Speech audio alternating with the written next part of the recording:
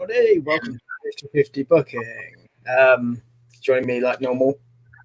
Over here is Aaron Cameron Colours. And we are going to have to slightly break our usual of not talking about other companies throughout this show, people, just so you're aware. So if you start complaining, sorry, but it's necessary to talk about certain things that have happened during the last week or so. Like certain debuts and other things. Yeah. So, let's just start with the thing which probably everyone knows about, and that'd be the releases before we get to the shows. We might as well just do them now. Because, yes, a lot of these people also appeared on the shows we're going to talk about, but I figured we just get them out, get this out of the way and get it done. Yeah, this week made me question whether or not I wanted to watch WWE anymore. Yeah. Would you like to tell everybody how you found out about it, by the way? I was streaming, and I got a text message from him midstream. Yeah. And then I went off on like an hour and a half long rant while streaming Fortnite about how shit WWE was. And for those of you who didn't see it, check out my last couple of streams. It was, yeah, entertaining maybe for some people. Yeah, it was one of those things where it came up because, like I mentioned in the messages, I had a heads up something was going to be announced.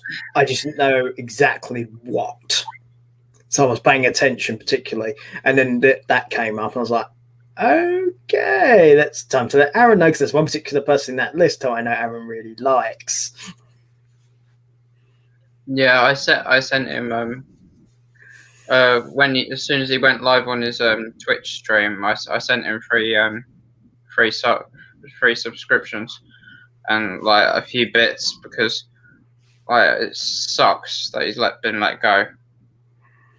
Yeah, for those of you who don't know who Aaron's referring to, we're talking about Tommy End, the former Aleister Black. Yeah. Yes, so freaking pissed about that. Yeah. After his return as well. Just like, oh yes, we're going to see Big E versus Aleister Black. And then the following week, you're fired. Would you not be really funny if they have to refer to Big E being kicked by Black at some point? They're going to have to have Big E falling down, but not show Black doing it. Yeah, that makes sense. Yeah, they really chose that opportune moment, didn't they? Yeah, it's also interesting timing considering what happened as well on Friday night. When you bear in mind who Tommy End's wife is. Yeah. For those of you who don't know, that's Thea Trinidad, the former Zelina Vega. And her former charge in WWE, for those of you who do know, would be Andrade. And Andrade turned up on AEW on Friday night. Yeah. Might actually have to start watching AEW now. So, do you know what was really funny though, right? Because obviously you don't watch it, I do. This I'm going to touch upon because I thought this was hilarious, right? He turned up and he was introduced by Vicky Guerrero. She said his name, and Jim Ross, bless him, bear in mind Jim Ross is an old man. He's clearly misheard this. He thought his name was Andre in an Igloo.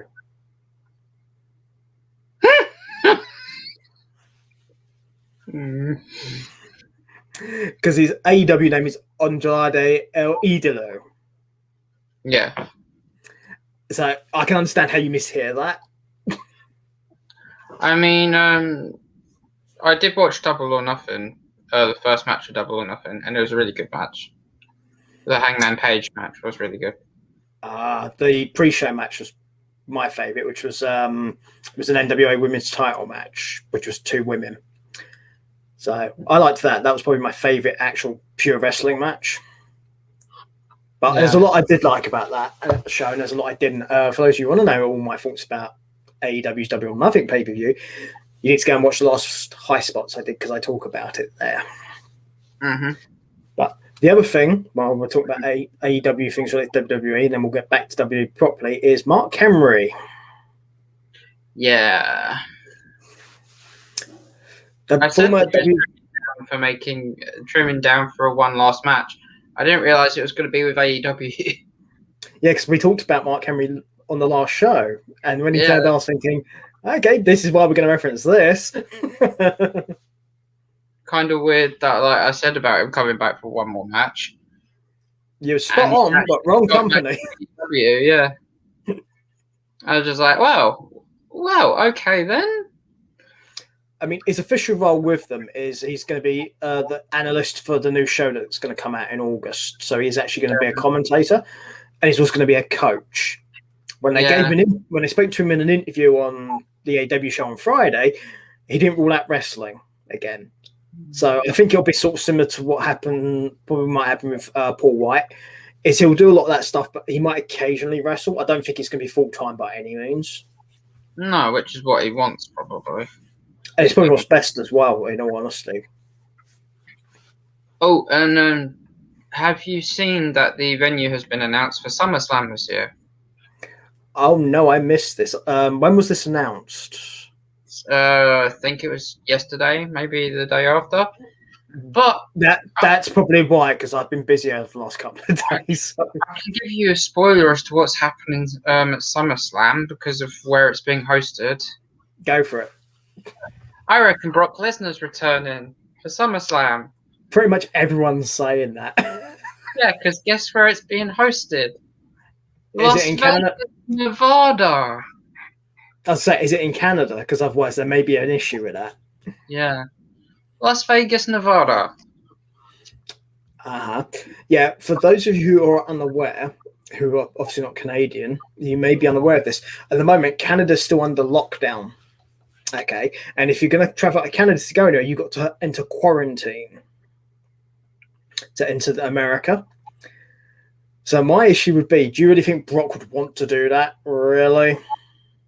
Hell to the no. If you get Brock to do that stuff, Vince is going to have to dig deep in his big bag of money. Mm-hmm. Paying for 5-star hotel rooms and all that stuff. To make it worthwhile for Brock to do it. Because Brock likes living on his big-ass farm in Canada. And I don't blame him. Mm-hmm. Brock was brought up on a farm when he was younger. So it's what he likes. It's his lifestyle. Yep. And he never liked traveling to begin with. So, yeah. Also, you're going to have to get him under a contract against he's not under contract anymore as well. True. Although they can probably use the money that they're now saving from not paying Strowman anymore. Yeah, probably. Yes. Bringing back around to the releases. Yeah, Braun Strowman was the next one on the list. Mm-hmm. Now, a lot of people are very surprised by this one, but I'm pretty sure I explained this to you. The reason that's been given is apparently he was on a big contract. He was like being paid like $1 million a year or something. So the thing is, this I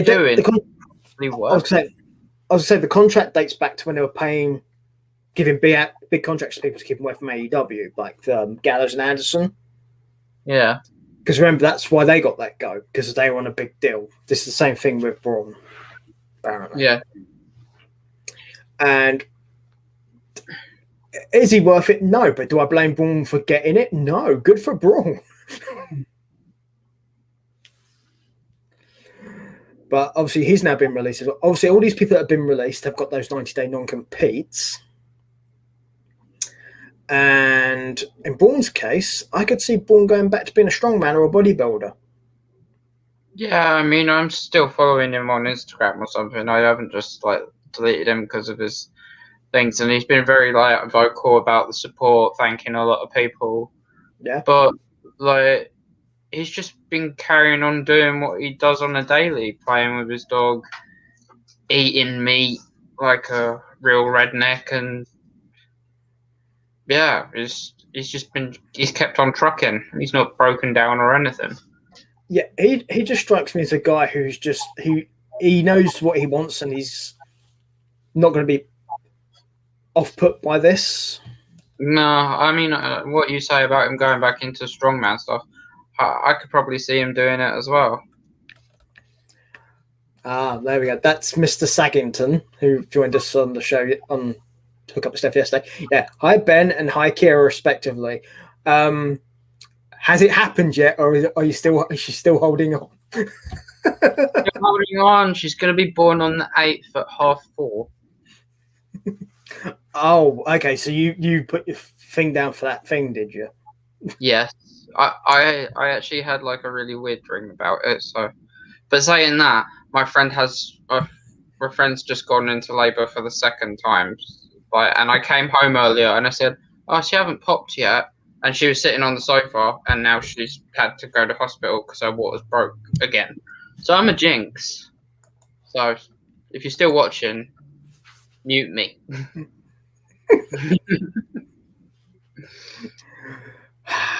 Maybe she's stubborn. Would be my response to this, because Right. You do realise who the mother is. That's my point. Yeah, Kira is stubborn. Yeah, so I think that's probably what it is. Just bear that in mind, Ben. You're going to end up with two stubborn women in your life.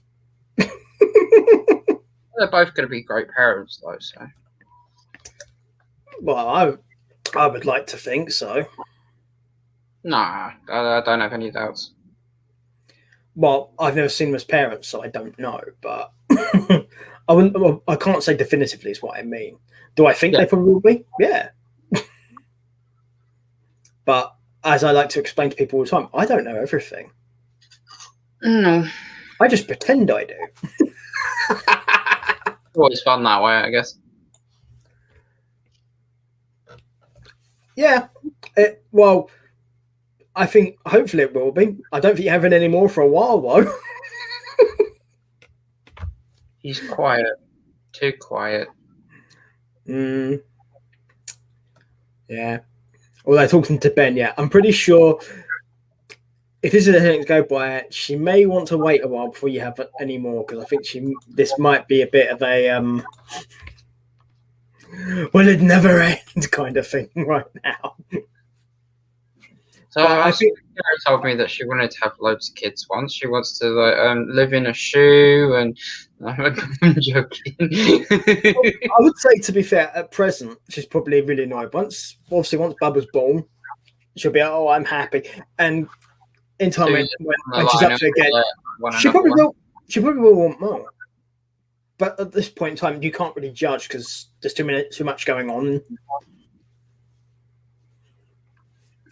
Yeah. So, yeah, but definitely good luck to both of them anyway, and hopefully it ain't gone much long because it's really hot in the UK right now, and this probably is not a fun time to be pregnant. No, definitely not. So let's see, where were we? Oh yeah, So yeah, we're talking about Strowman. So yeah, I think Strowman will probably be all right of all of them because he doesn't even necessarily have to go and wrestle anywhere again. I think he'll be fine. Yeah. So, I mean, there's a few others as well we'll mention, so we'll just list them off. Don't worry, I'm going to save that. I'm going to save the women to the end, and there's a reason why. So we have Buddy Murphy, or Murphy. He got released. That's not really much of a surprise considering that he hadn't been used for anything. He was born in catering. Yeah, essentially. But I don't think he'll have an issue with finding anywhere to go because, particularly with the world opening up again. Why have you got an ashtray in your mouth? Get back here.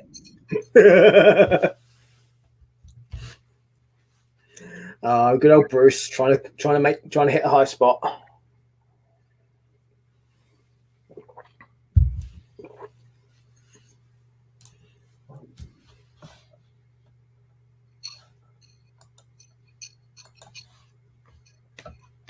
Drop it.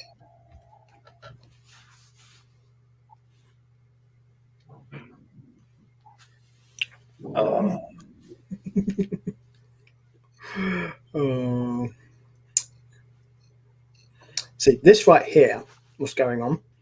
This is WWE Creative right now. This is the team trying to get answers, and Bruce is Vince.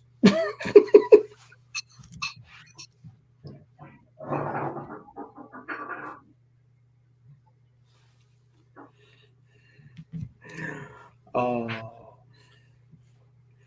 but yeah, that's it though. I don't think Murphy's going to struggle to find anywhere to get work because quite talented. There's a lot of organisations out there who are happy to take him on. So I don't think he's going to have an issue. I hate that dog. Yeah, I just explained there was an analogy between him and Vince McMahon. You stink of fags now. I haven't smoked in 2 weeks. What are you doing? Getting a nicotine fix, I'd guess.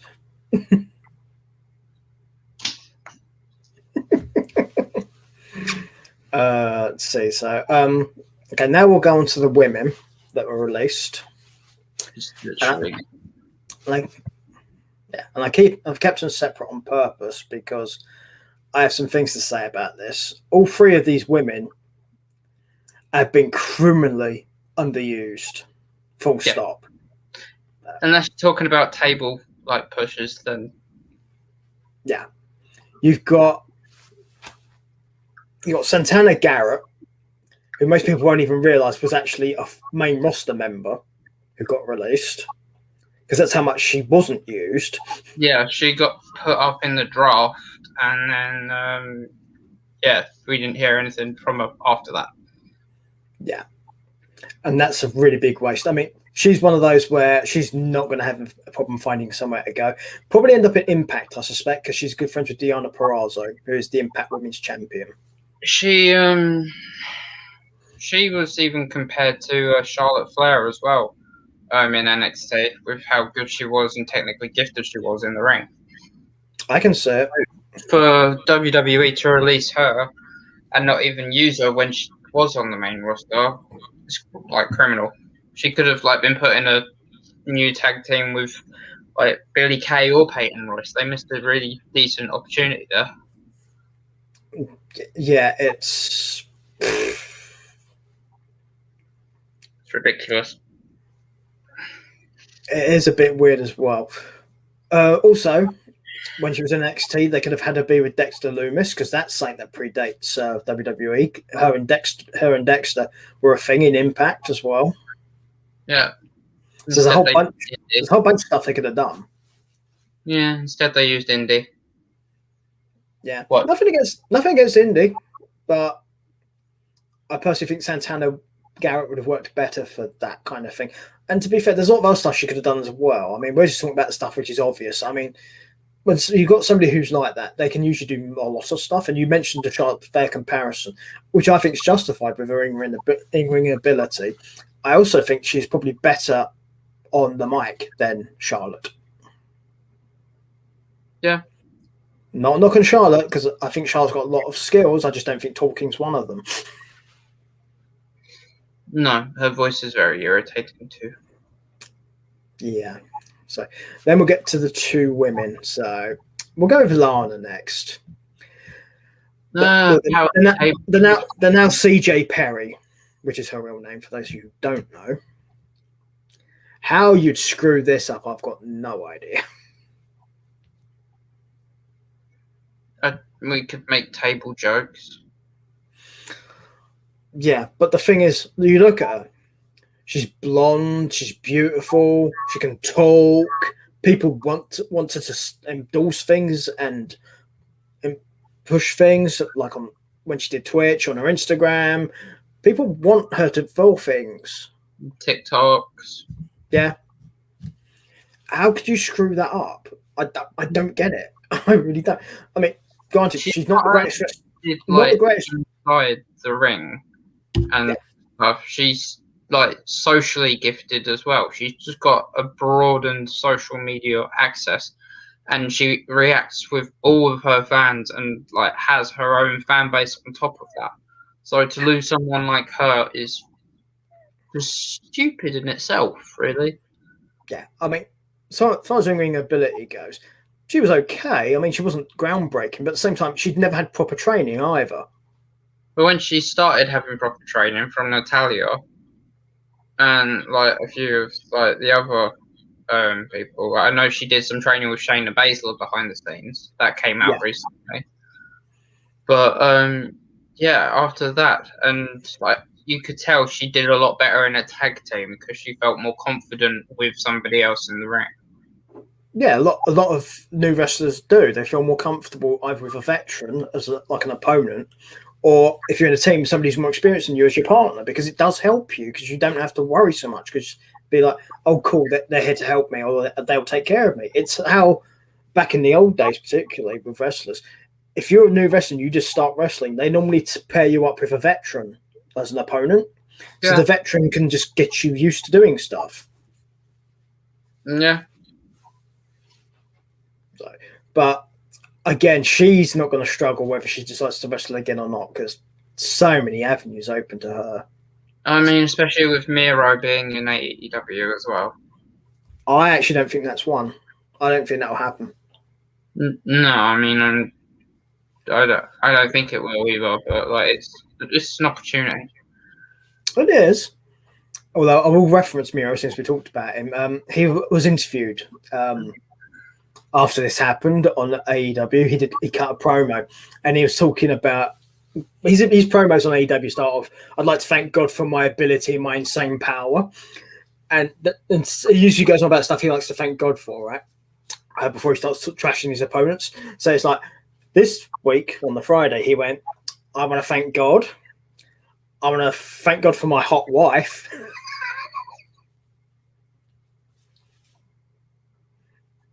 I don't blame him. I'd thank God for his hot wife too. Jesus.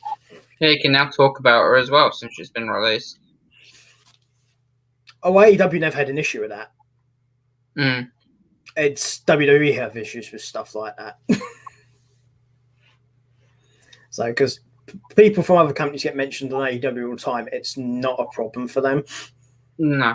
Because they're, to be honest, most of the other companies are grown-ups, but WWE aren't in that regard.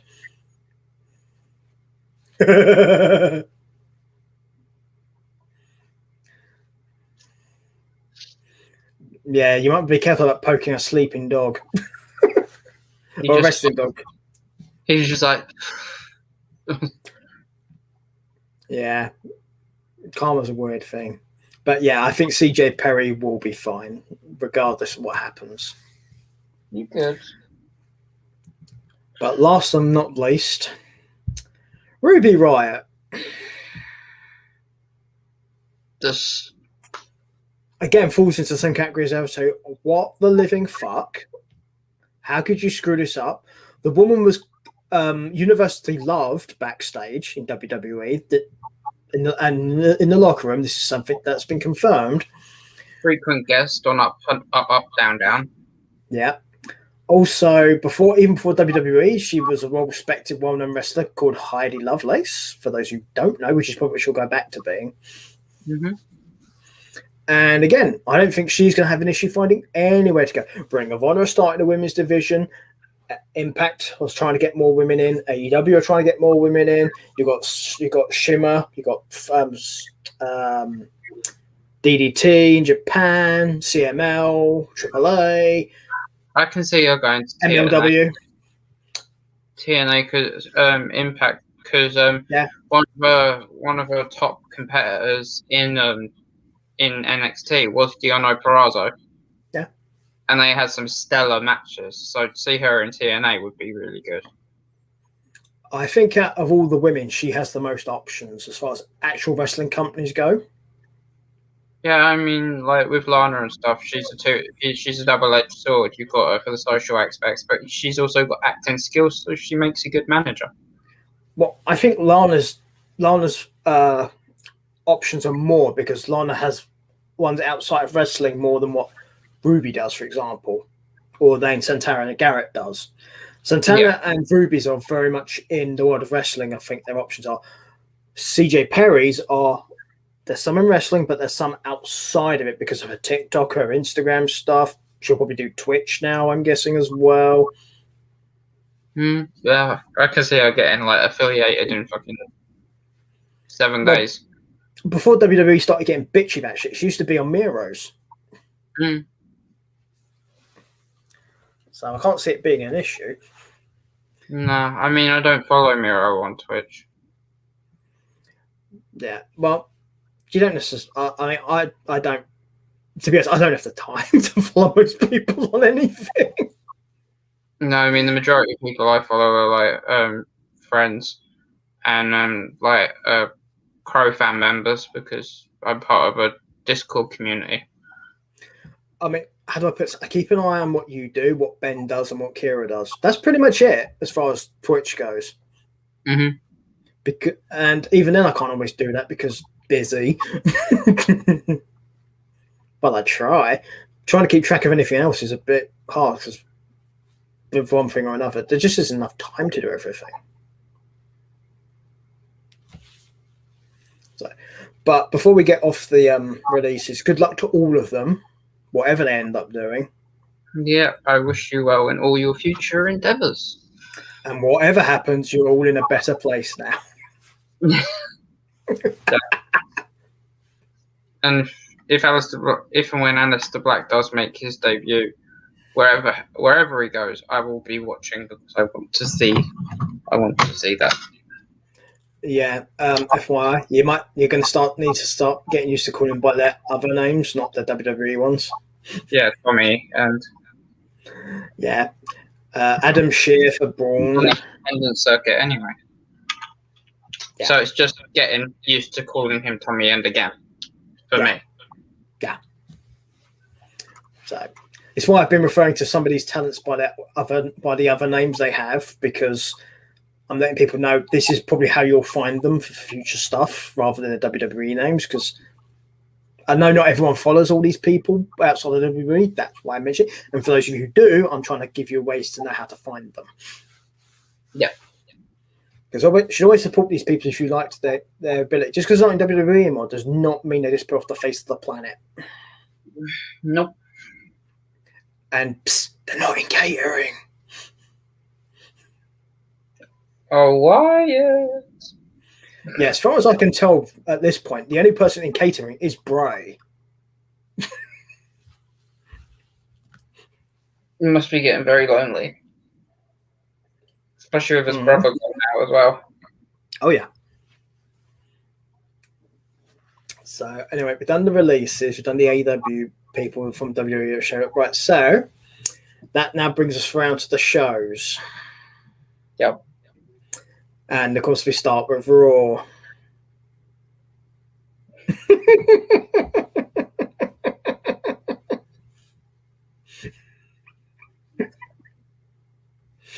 For those of you wondering why I'm laughing, you'll find out. Right. First thing I have for Raw is the Miz TV segment.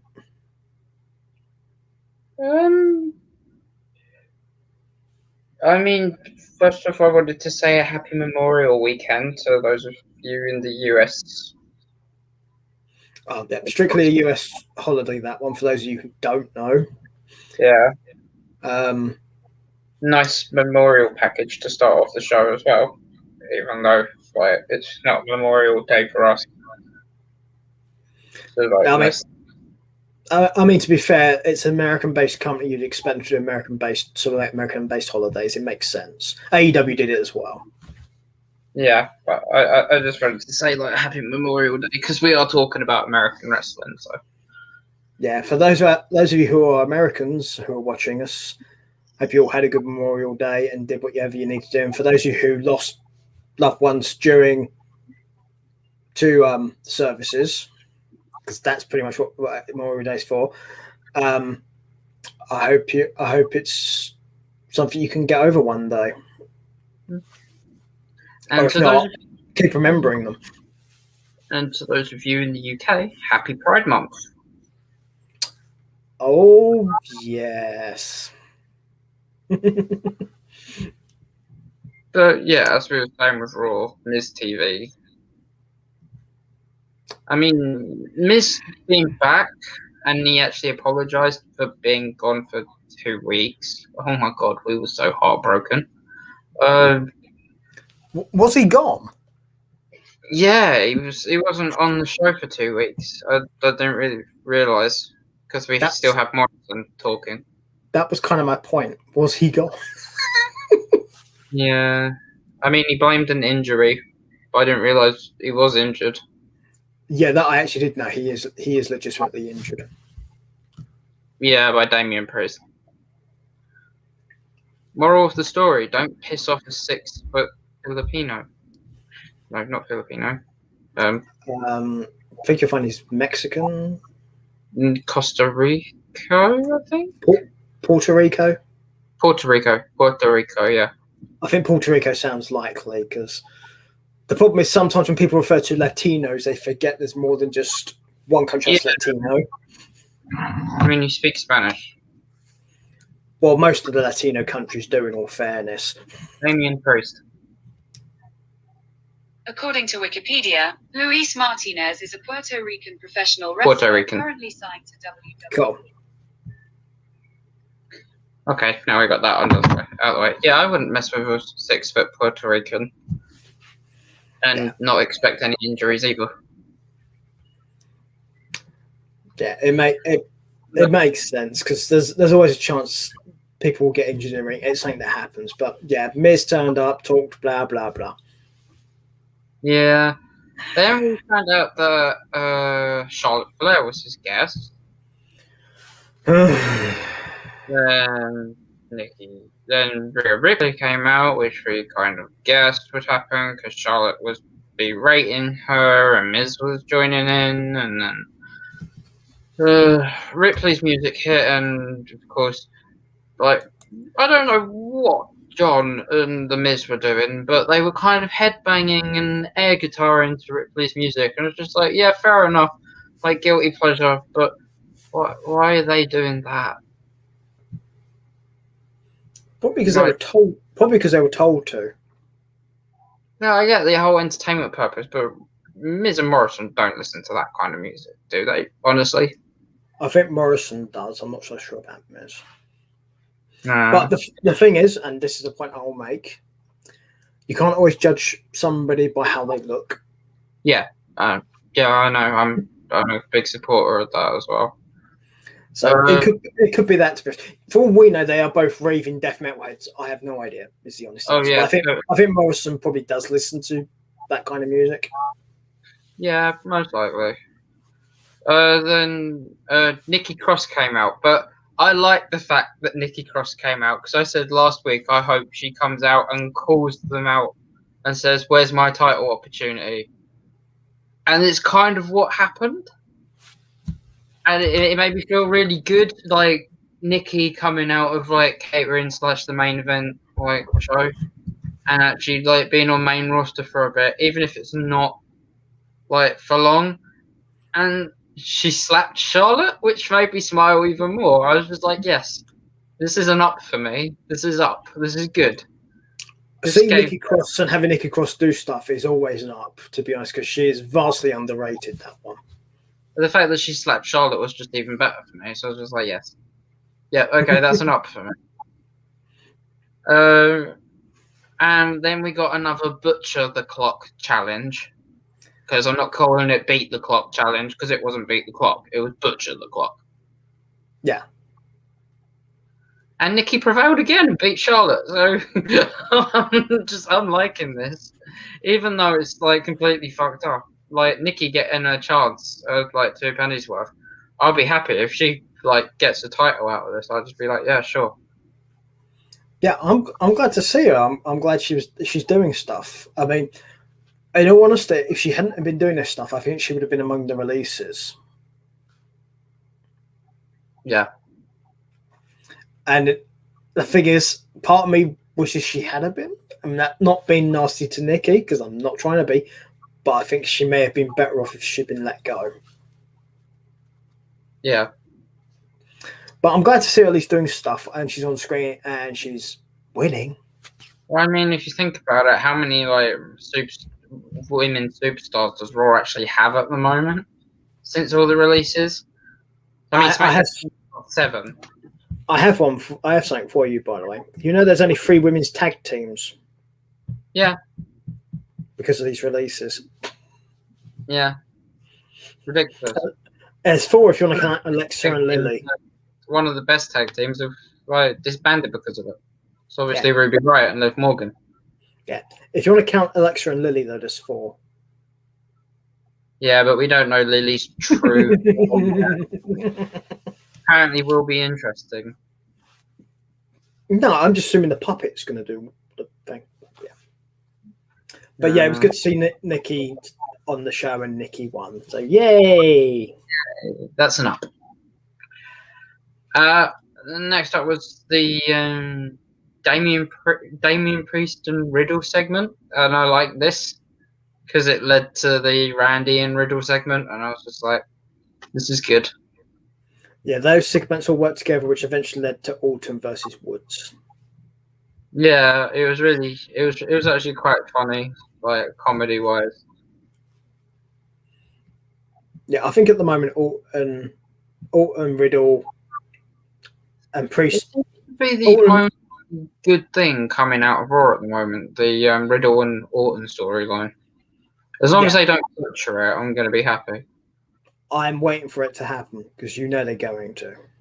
Yeah, I mean, I don't want this tag team to split up because I'm actually enjoying it. Oh, it's my little segment of Raw. It's my little segment of Raw that I like.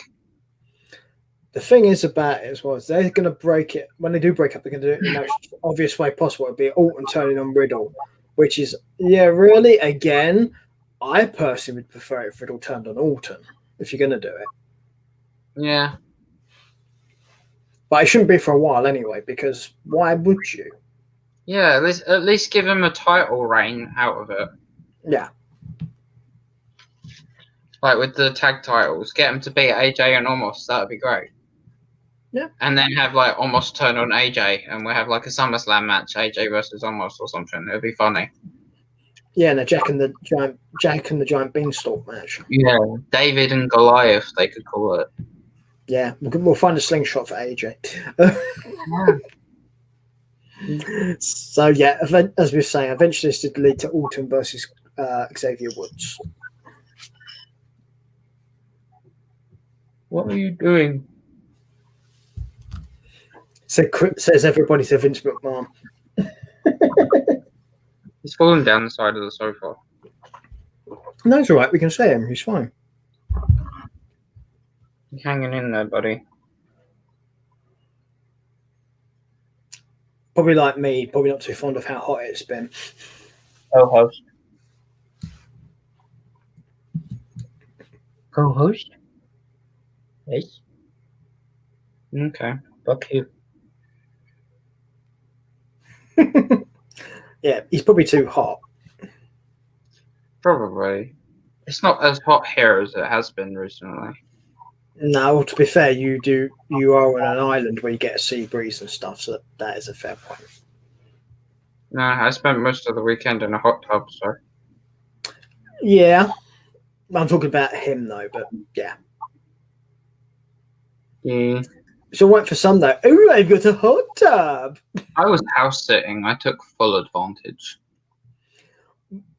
Was it Damian Priest's hot tub?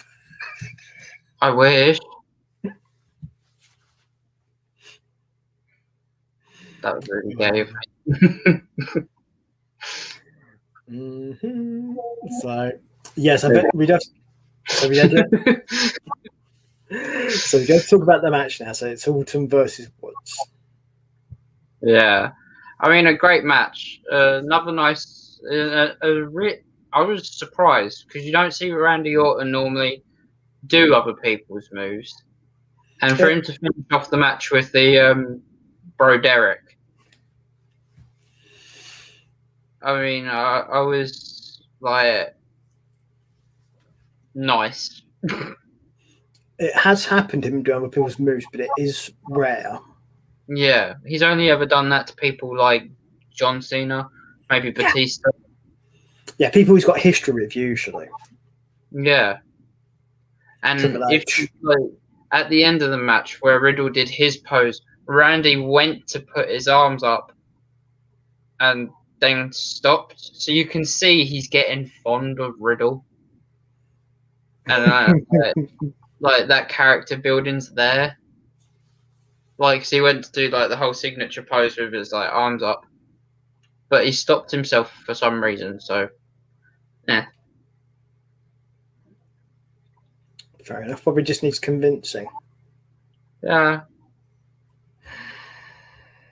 I mean, it was a great match though. Dude, like one of the best matches of Raw, to be honest. It was.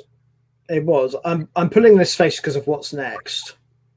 I mean, I will say this: the past 2 weeks, the 2 best matches for me for Raw have involved Xavier Woods. Now, if that doesn't say Fair. enough about Xavier Woods and how underutilized he is as a singles competitor, then I don't know what does. I've never understood why he doesn't get more matches because I used to watch him when he was in TNA as Consequences Creed. Great matches. I don't understand. Yeah, it's absolutely amazing. So I mean, even if he is putting over like Riddle and Orton at the moment, he makes people look good. He's like Dolph Ziggler. Yeah, but that's a big part of wrestling. It's been able to make people look good. Yeah, and there's not many people on the roster that do it, and not many of the people on the roster that will. Or do it well. It's probably a better way of putting it. So, are we trying to put off the next match as long as possible? Bruce just growled, so I'm going to go with yes. I'm with him too, because, yeah, that was my reaction to it as well. I mean, it was satisfying to watch, but it was also disappointing that Reginald got so much offense in the match. He's fighting against an MMA UFC fighter, and he actually scoop slammed her. Like, what the actual fuck? Yeah. And to top it off, he got the win too. Yeah, that's the bit. Why? That's the bigger issue right there. You're going to kick off Pride Month by making a lesbian take the fall to a bloke. Great. Nice one. Yeah, but it's okay because it's a black man.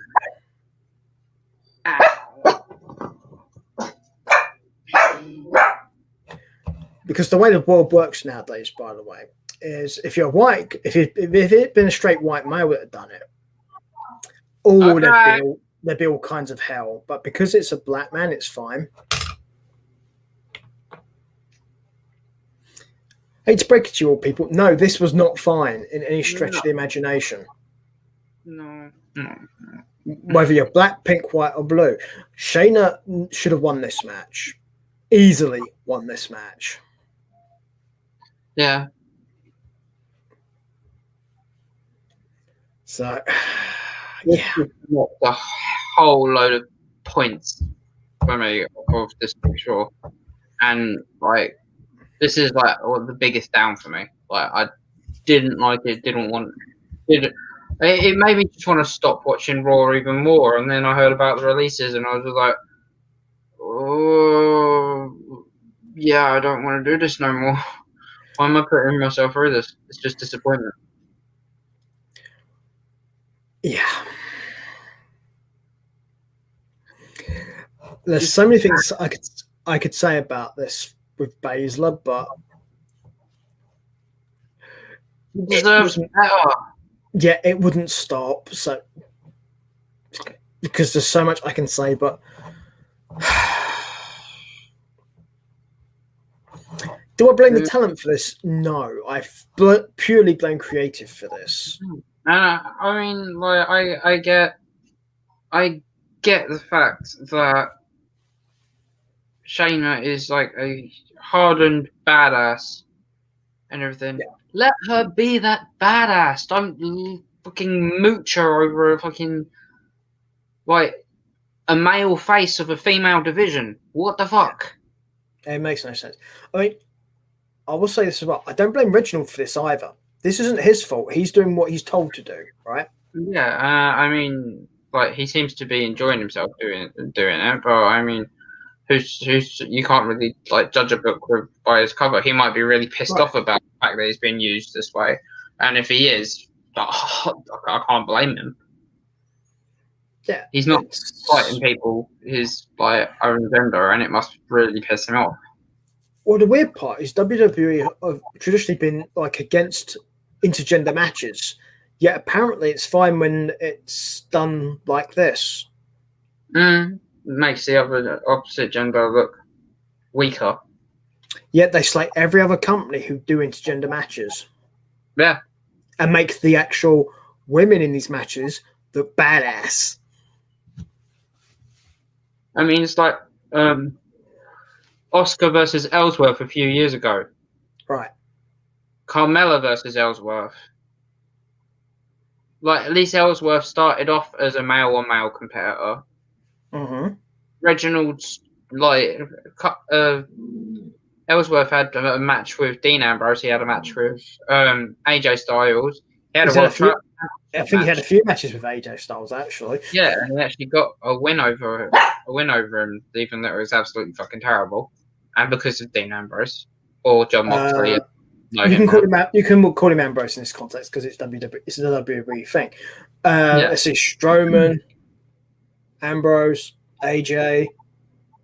Yeah, I think there's a couple of others as well, but he had matches against male opponents.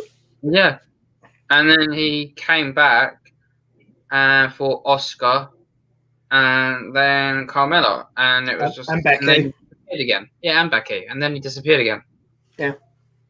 Well, we know why he disappeared, but I'm not sure if I know whether or not why he disappeared, but I'm sure you'll fill me in. Yeah, not here. It's one of those things. Yeah, I'm not on the air. But there's a reason why that happened. Yeah. So then we had Lucha House Party versus Mason T-Bar, and I've got 5 words that describe this match. Subtle pastime squash match. And that's all I'm going to say about it. I would say, to be fair, apart from the fact they've had a Retribution crap beforehand, this is the kind of match you should have for Mason T-Bar. Yeah, a squash match until you give him a storyline. Yeah. And Lucha House Party lose nothing by this because of the way they've been booked before this. Yeah. Although I would like to see Metalik and Dorado do better stuff because they are capable of much better. Oh, yeah. I mean, if you've seen them on 205 Live, then, yeah, they're much better. In the Cruiserweight division, they're just on the next level because, obviously, they're luchadors. Yeah. But if you're going to have them in this role, having them lose to Mason T-Bar is not a problem because of what's gone on. And, yeah, as you said before, to get a storyline, squash match. Yeah. Yeah, I mean, I'm all for, like, Lucha House Party being drafted to SmackDown and us seeing Lucha House Party versus the Mysterios, because that would be an amazing match. It would be. It ain't going to happen, though. I think they'll probably get released before they get to face the Mysterios. Yeah. That'd be my thing as well. Oh, boy. And then we had the 2-for-1 Sheamus special. Yeah, that's why I went, oh boy. Okay. This made him look like a mug. Also, I don't know if you're aware of this, Sheamus has actually had surgery. Yeah, I'm aware. So yeah, this was clever to do this to him then, wasn't it? Mm-hmm. Fixed his nose, and he's posted that he is not relinquishing. So he came out of surgery, posted a picture of himself with the nose guard on, and hashtagged it, and still. Yeah. It's a wrestling trope when wrestlers get injured on their eyes or their nose. They always have those face guard things on. It's a thing. It's not a proper face guard, though. It's literally a cast across just his nose to keep it straight. Yeah, but that's what you should have. But I'm talking about when he's in the ring. Mm. I doubt it'd be just the cast. I'll probably put some sort of face thing on him, like they did for Cody when he was there, and Undertaker when Mabel did the thing. I don't think he'd be returning this week. He'll probably leave it a couple of weeks. Oh yeah, I meant when he returns. Yeah. Because if it's not fully sorted by then, they'll probably still have it protected somehow. Yeah. But to put this forward, Sheamus lost to Ricochet and then lost to Carrillo. And Carrillo was the one who caused his nose to break as well. Yeah. And he was pissed about it. Yeah, I mean, to be fair to Carrillo did get injured by Sheamus as well, but not as such an extent. No, I mean, there's a receipt, and then there's a receipt with interest, and let's just say Sheamus got his receipt with a bit of interest on there. Yeah. In all fairness, do I think it was deliberate? No. No, I mean, I don't either. Do I think he'll pay for it? Yeah. Oh yeah. And on live TV, probably. I'm thinking we're going to see a triple threat at Hell in a Cell. I wouldn't be surprised. And a triple threat, no holds bars, no DQ, no count outs. And the match will end in DQ. They're going to beg for a DQ. Well, I think one of them will.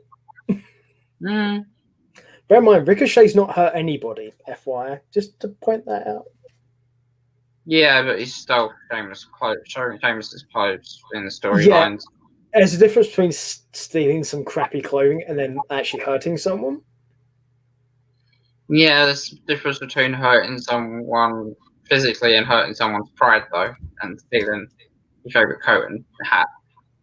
I doubt they're his actual favourite coat and hat. Yeah, the storyline. We've got to keep it looking real, I guess. Well, my point being is what happened with Sheamus and Carrillo, those things affect outside of wrestling as well. So that's my point. Yeah. But I get what you mean. Yeah. So after both those was the matches were all right. Just Then we had another Evolution segment, and it's officially gotten boring. It's finally gotten boring. I just listened. I just took my headphones out because I saw her on the screen. I was like, yeah. And then, yeah. Are we going to talk about the handicap tag team match? Sure. We have Dana Brooke and Mandy Rose defeating Naomi on her own. There was nobody else there. Yeah.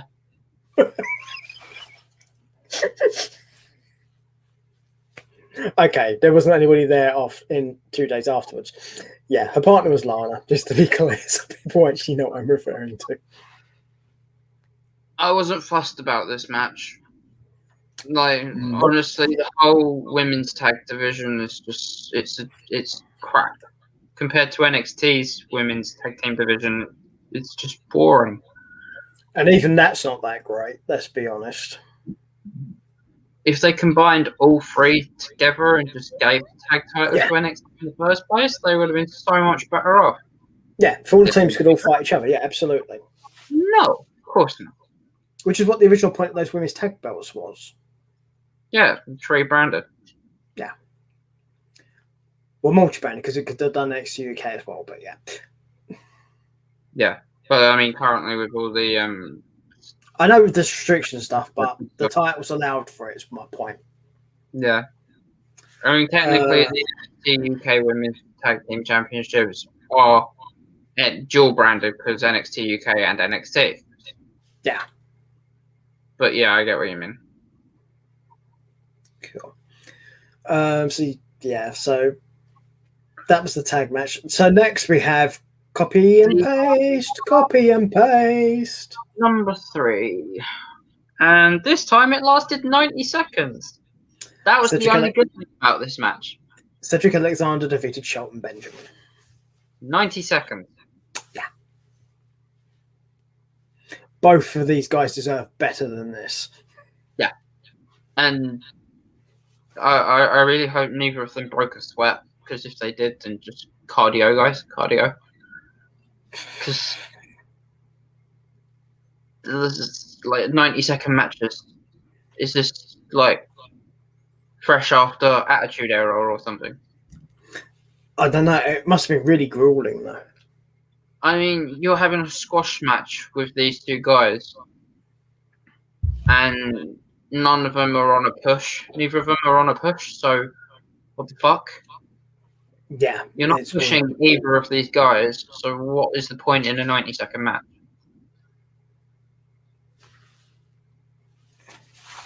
I don't know! I think the only person that does this is Vince McMahon. And even then, I'm not convinced he does. No, I mean this is what they did to the women's division back when it was the Divas division. Is at this time to like black guys. It's just like they deserve so much better.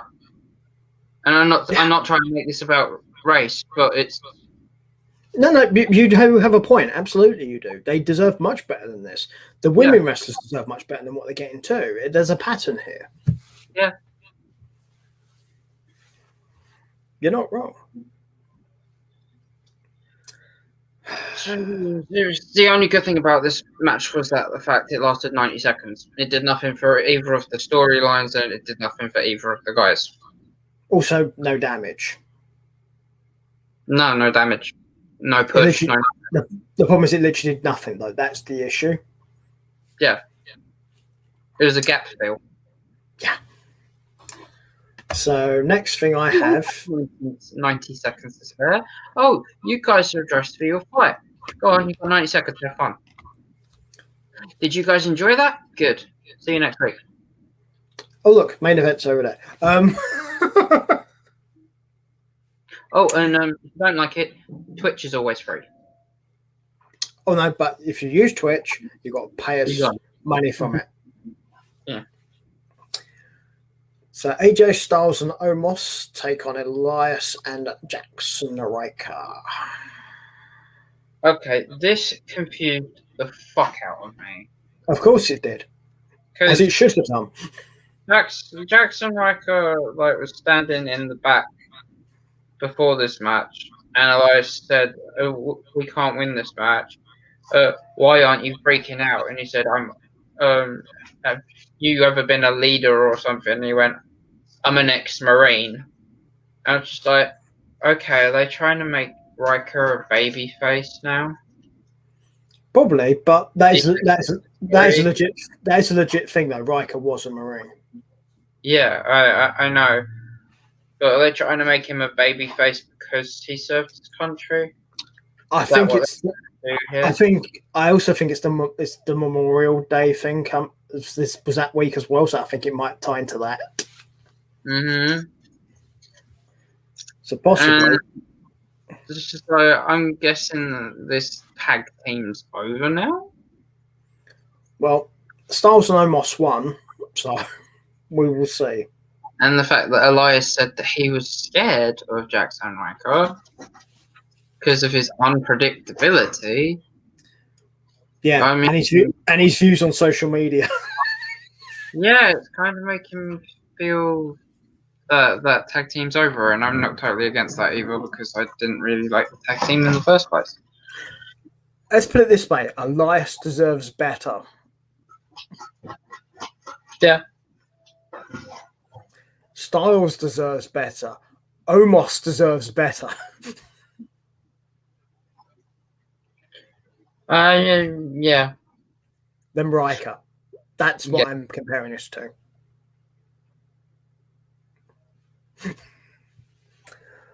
So, next up is Aaron's favourite thing that happens every bloody time you seem to go onto Raw. Yeah, Reginald talking to Nia about being able to handle Alexa Bliss on the ground. It's funny to say the least.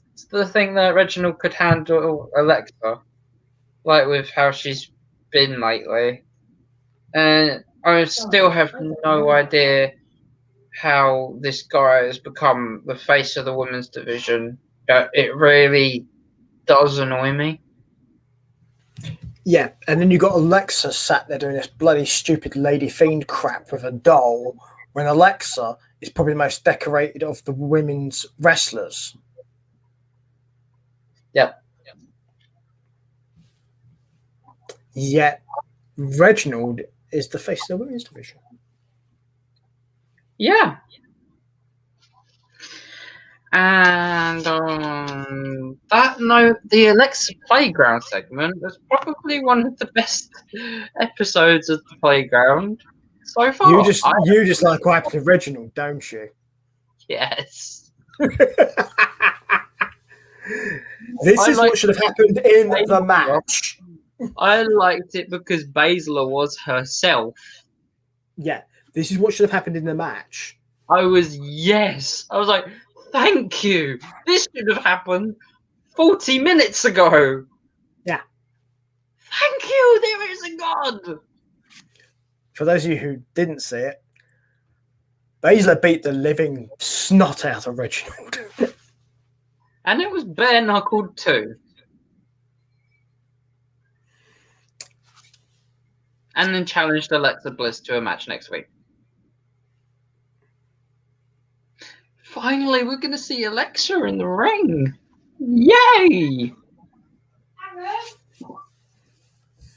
I think you'll find it with Lady Fiend, by the way. Which I'm not looking forward to, because you know you're going to get some sort of really the dull, stupid shit going on. Ew, that would be great. I mean, if it was just strictly Alexa against Shayna, then sure. But this is normal Alexa, by the way. Not Lady Fiend Alexa. Ooh. And her little doll.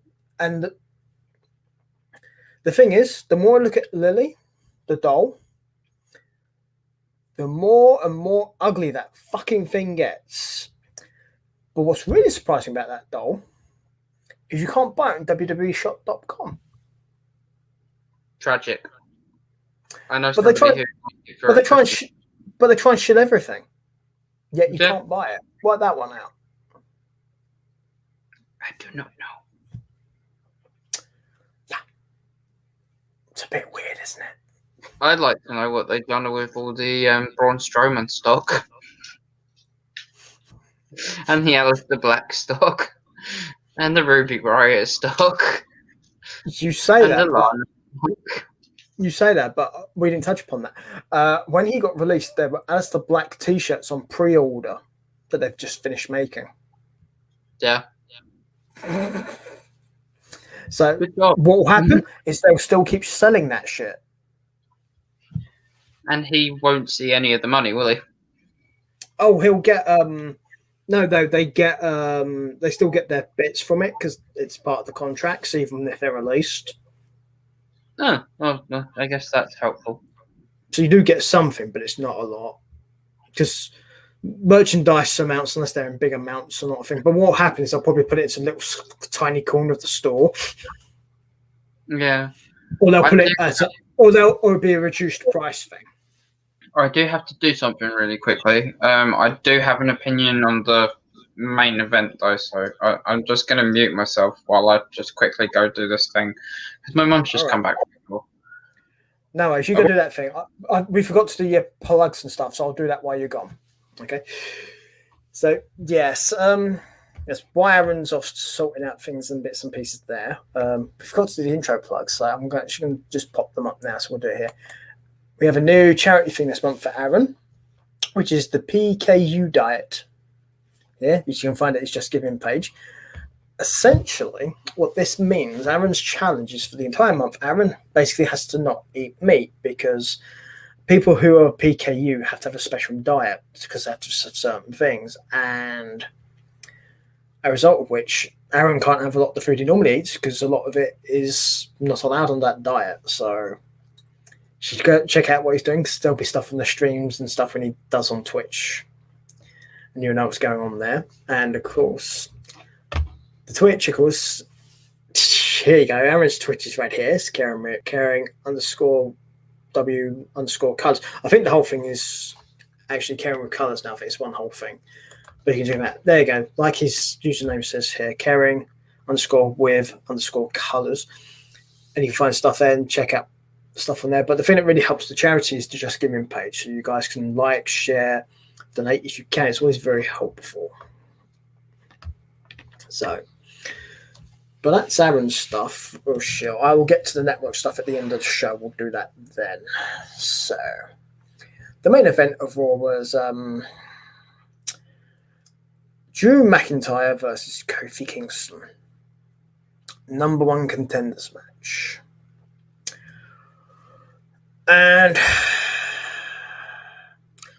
I like both these guys. I really do. But I'll tell you this now.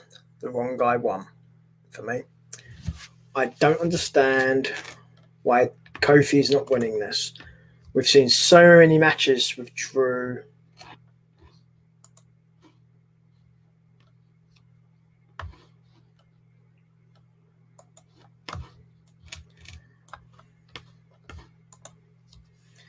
Yeah, we've seen so many matches with Drew.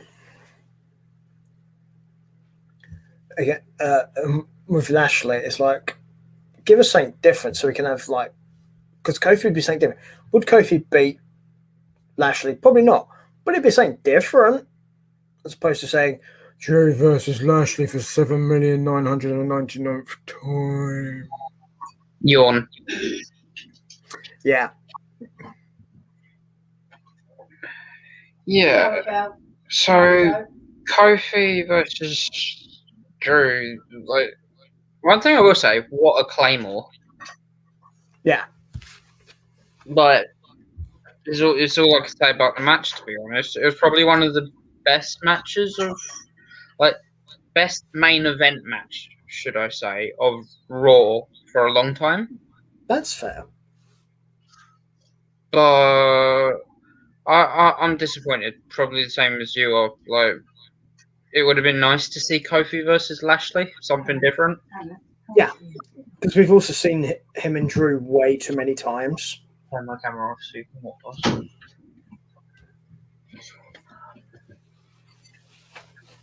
Yeah. Sorry, my mother had just gotten out of the shower. Fair enough. Yeah, modesty and all that. Nothing wrong with that. So, but yeah, you want. I personally want something different, and we've seen Lashley and Drew way too many times at this point. Nothing against Drew, like Drew. No, there is such a thing as too much. Yeah, it gets boring after 3 times, 2 times. Especially if he keeps failing, which is what's happening. Yeah, I mean, with the whole Randy Orton thing, it was understandable because of the history that they had. But Bobby and Drew haven't had half the history that Drew and Randy had. So, just seeing this again is like seeing Drew and Randy go through their feud again, except Randy's turned a different color and gotten bigger. Yeah, I still think I wasn't a big fan of that when it happened either, though. To be fair, so yeah, I mean, if you're gonna have a feud like that, don't have another feud exactly the same, just like it straight afterwards. Have him face a couple of people in like a one-off match, and then like a clean victory for him, then another person clean victory, and then build into another big story like against Bobby Lashley and stuff. Don't have him go through 2. Oh my god, straining feuds. It's boring. copy and paste. Yeah. Yeah. It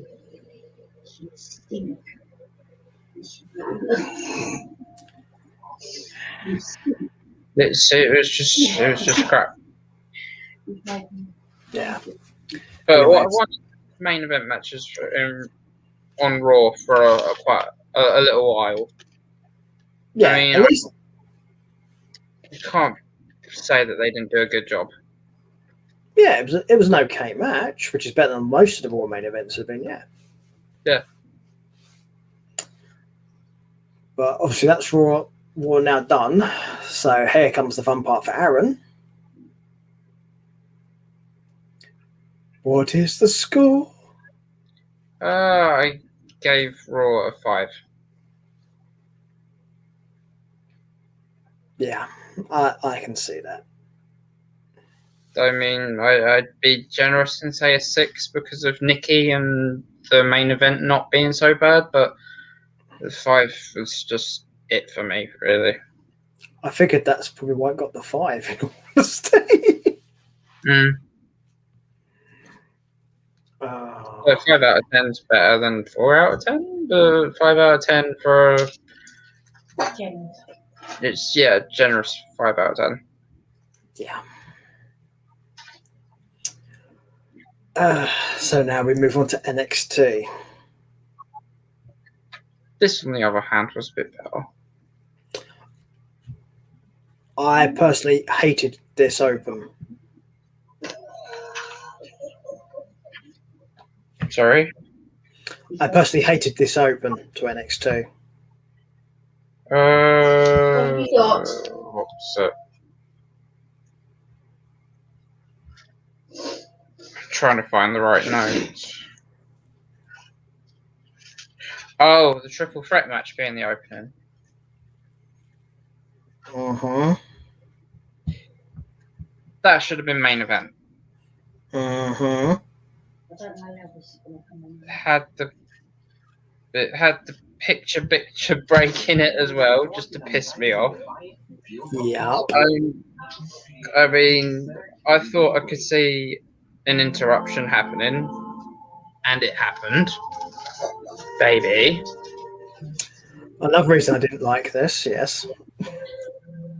And it ruined a really fucking good match as well. Yeah. Another reason I didn't like this. Yeah. Is the TV audio coming through on the It is. Okay, Do you want me to turn it down a bit?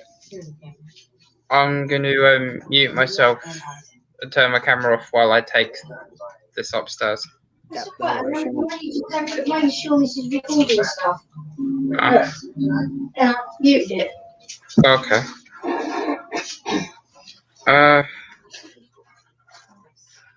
Yeah, my mum was just making sure our recordings were working, just not actually watching TV. What have you got? Oh no, Bruce! I have mean, no obviously, idea I what don't- you have. Obviously, we don't want to interrupt what your mum wants to be doing, so obviously, you know. Normally just chill on a Sunday night, Eve, anyway. I don't really want him to get up and chase the dog around, so it's not stopping me from doing anything. So, yeah, I'm with you. The start of NXT pissed me off. Yeah. Should have been main event. Had a Yeah. picture break in it. And a certain dickhead ruined the match. Mm-hmm. Yes, everyone knows my opinion of that particular dickhead. Yeah, and he's starting to get on my nerves now as well. Mm-hmm. Whingy, whiny, Adam Coley, Woley, assy Yeah. holy. Exactly. And then straight away afterwards, you have something This I similar like. happen. Yeah, but I It's don't. like, But it's the positioning is why this doesn't work, because you've just had something similar happen in the match. yeah, The actual thing itself, yes, it makes absolute sense. Yeah. But the build-up's all wrong. Yeah. They should have had like a squash match or something afterwards. or And have then this open the show. Yeah, this opening the show would have made so much more sense than the triple threat opening the show. Yeah. To end NXT on a cliffhanger with Adam Cole beating up the 3 guys that were in the ring, I would have been happy with that. But to have him at the start doing it just did not make for a good flow of the actual show itself. It was crap. It was kind of a wonky, yeah. Yeah. But yeah, so basically this was a Dakota Kai attacking Ember Moon to let people know what it was. Yeah. And like it just happened. It happened really quick as well. Ember came out, called out Raquel. Raquel came out, caused a distraction for the general Regal, And then Dakota came up behind, beat the crap out of her. And then next thing we know, Ember's on the floor and getting checked on by the manager again, and blah, blah, blah, blah, blah. It's all done. Segment over. To me, though, you want this to be quick because it's more impactful because of this kind of thing. But this is why they should have started the show. Yeah. It was just like, you should have started off the show with this. Let us catch our breath.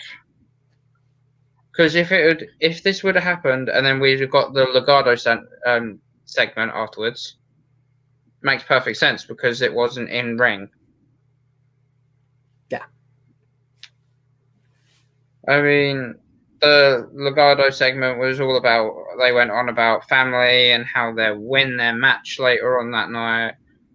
That's something that can like fill a gap after such a chaotic segment. It would have worked. Right. There you go. Because it brings you back down to what we're doing. Yeah. Yeah, and it would just like keep you going on that like straight line of like momentum throughout the actual show itself. There you go. But then like LA Knight cut the small promo on his way to the ring. Yeah, that seemed to have been a bad idea considering what happens here.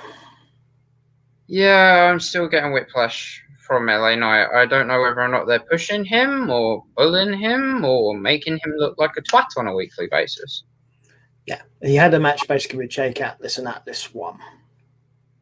Yeah. I mean, I really like the Atlas one as well because obviously Pride Month, go Atlas. Yeah, it does beg a question. So what's happening with Knight and DiBiase then? No idea. But we're getting Knight versus Cameron Grimes in your house. Yeah, but you see my point though, because last time you saw Knight, he was with DiBiase. Yeah, and this time DiBiase walked away from him. Yeah, and went with Cameron Grimes. Yeah, I think DiBiase's on the fence as to who he's actually backing. He needs to like pick a horse, as the saying goes. We'll make it clear what he's trying to do. Yeah. Yeah, I mean, he says he wants to leave the $1 million legacy with somebody. Pick a bloody guy. I mean, if this match is going to decide it, then fine. I think that's probably the idea. Yeah, but they're not explaining it very well. No, they're not. If DiBiase doesn't come out this week and say, yeah, NXT in your house too, it will be for the $1 million legacy, then the storyline's just wasted. Yeah, there's something that happens in schools called show and tell. Yeah. That's what needs to go on here with DiBiase in this stuff. Yeah. Show and tell, please. Yeah. Or like let him do $1 million tale of the tape. Or how are you going to do it? Yeah. Yeah. It would be better. But anything's better than the Adam Cole segment that happened after this. No shit.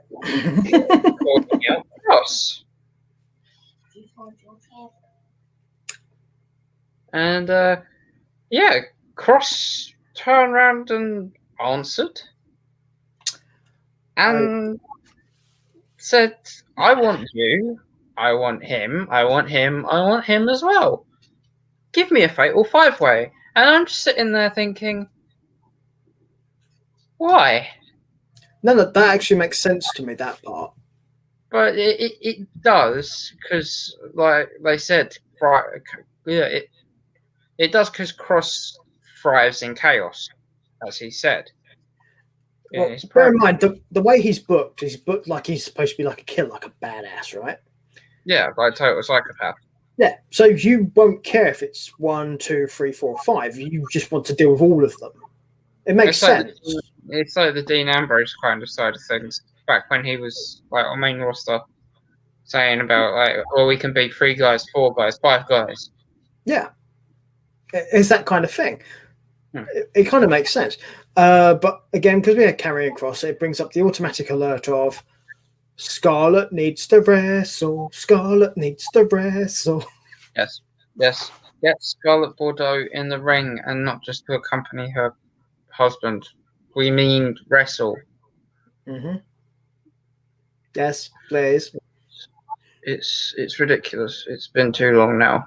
We're getting bored. I'm If getting this more fatal and more. five-way leads to a mixed tag team match that gets her in the ring, then I'm all for it. Because if Candice interferes in this match, it's another opportunity for Scarlett to wrestle, and if they don't use it, then fuck creative. Anything that gets Scarlett to have a legitimate in-ring wrestling match where she actually does proper wrestling, I'm for. Mm-hmm. Because despite how Scarlett looks, a lot because we touched on this before about don't judge people by how they look. Scarlett is gorgeous. Let's face it, she is. Look at her. Yeah. Scarlett knows how to wrestle. Yeah. And I mean properly wrestle, not divas wrestle. I mean actually wrestling. Yeah, like hurt you in 5 seconds. Yeah. Wrestle. So I want to see that. Her against Candice LeRae. Sure, I'm down with that. Yeah, Gargano Escape versus Cross Jacket. Yeah, that can work 2 ways. There's ways you can make it work. I'm a big fan of that. So anything that gets Scarlett in the ring wrestling proper matches, I'm a big fan of. Yeah. And then speaking of Candice, we had the Indian Candice segment after the Cross segment, where Indy was listening to 80s power ballads. And then she put Candice took her headphones off, left them on the table, and Dexter Lumis picked it up and put them on. Of course he did. And just walked off with them and didn't say a thing. This context is getting confusing.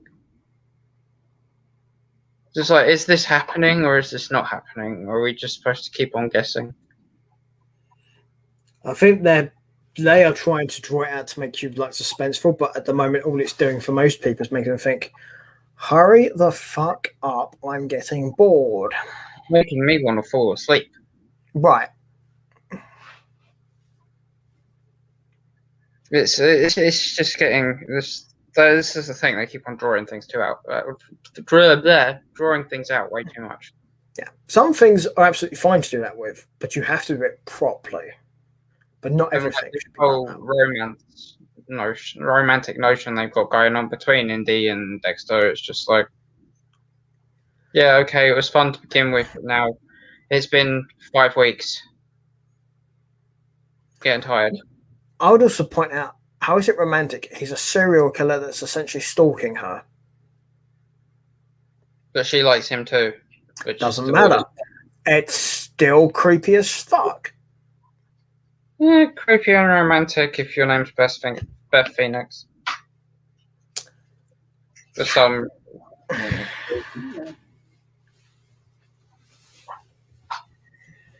Well, the next match was actually alright.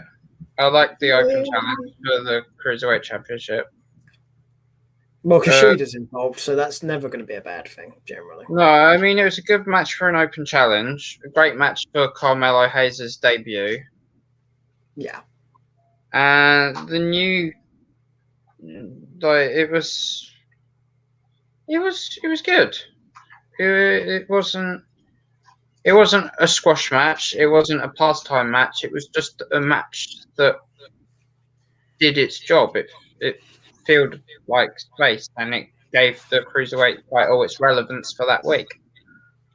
I would probably call it, as they used to say in the old days, it's a good TV match. Yeah, it is just that. Yeah. Cool. Then we move on to Stark and Amir versus Indy and LeRae. Oh, joy. I like the new tandem of Amir and Stark. It's a tandem you can get behind. It was interesting. I would definitely say that to it. I mean, it was a good match. It was alright. I mean, I liked the fact that Candice and Indy have actually got like a finisher now. Took them long enough. Yeah, it took them getting the tag titles and being tag team champions for 3 weeks. Yeah, 3 weeks. Finally have a finisher that they called. Can't remember what it was called. Wilder Savage Wicked. I don't remember, to be honest. Savage. Wicked Savage. Because it was Wicked Stepsister and the Savage Elbow. You would think it would have been some derivative of the Way, personally, but okay. Yeah. Yeah, I think it was Wicked Savage. I mean, it was alright. It was what it was. It was a good match. Indeed. A main event now, I believe. Yeah, main event that shouldn't have been a main event, but was the main event. Nothing against these two teams. Nope. Both good teams. But as we've said before, we think the triple threat should have been here.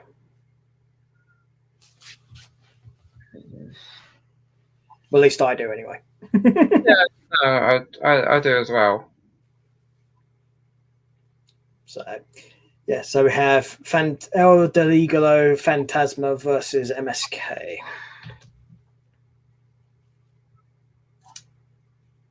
Yeah. I mean, one of the best tag team matches on NXT I've seen in a very long time, to be honest. And the talent in the ring, to be honest, can you really be surprised? Not really, no. I mean, MSK and Legado both do what they do, and they do it really well. Only issue for me, like booking and like who was going to win.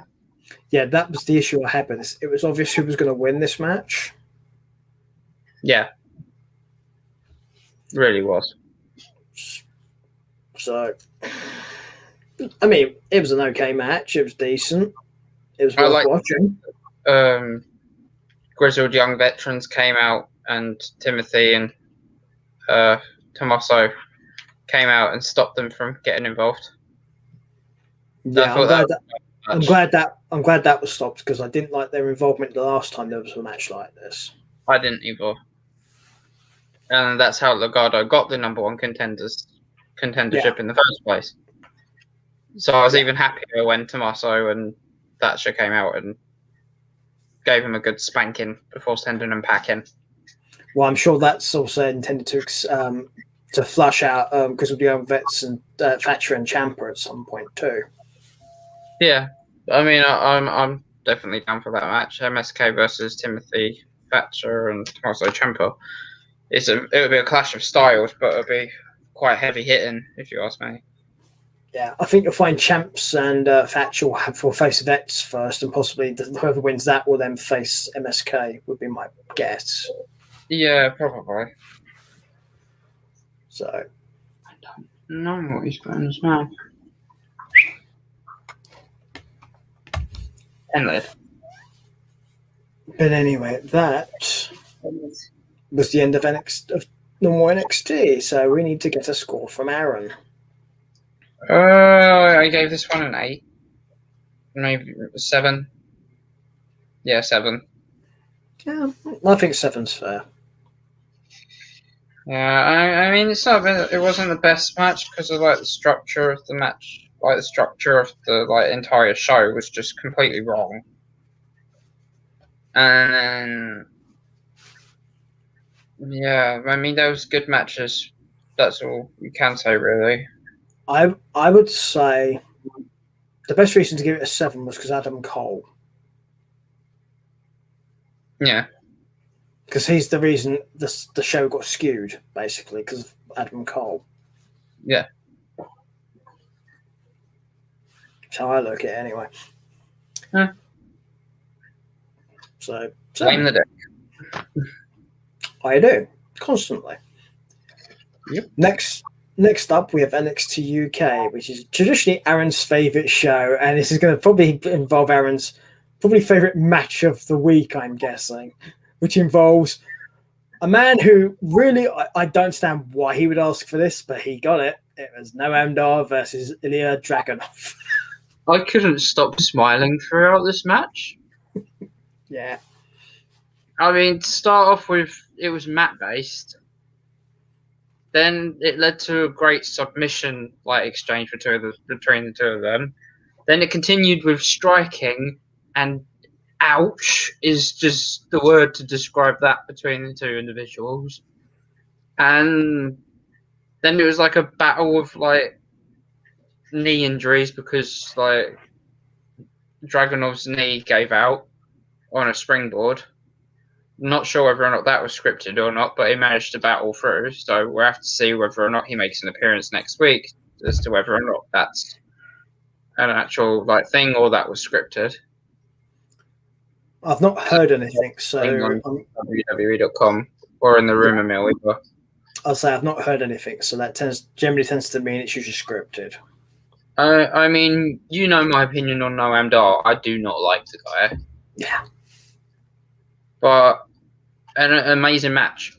An actual pinfall victory for Dragunov as well. I was just quite chuffed, quite happy with that. Because lately it's been referee stoppage because he's just been brutally beating the crap out of anyone and everyone.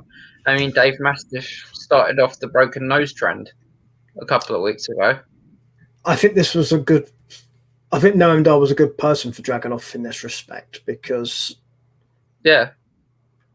They both got the same kind of skill sets, but it's just different personalities. Exactly. And yeah, as I said, Dragunov got the victory, and the match in itself was just amazing. It was great. It was a great British standard match. Was I right in suspecting this was I right in assuming this was your favourite match of the week? Yeah, definitely my favourite match of the week. I mean, if I was to say one thing, this probably could have been main event. But then you look at the main event that the show had, and it's hard to argue. This made more sense than the NXT one did for me. Yeah. For that exact reason you just said. Mm-hmm. Then we had Pretty Deadly versus the NXT UK Tag Team Champions, for those who don't know. And Stars and Fraser. Now, this tandem I actually liked as well. Fraser working with Stars. It wasn't something that I expected, because obviously Fraser's best known for being a singles competitor, trained by Seth Rollins. Never actually seen him in a tag team. Because he broke it down? Yeah. I mean, I like it. If it's a one-off team, then so be it. But if they get a rematch because of the way the match ended, then I'll be all for it. Well, we'll have to see, but it's always good to have a decent tag match, especially when titles are involved.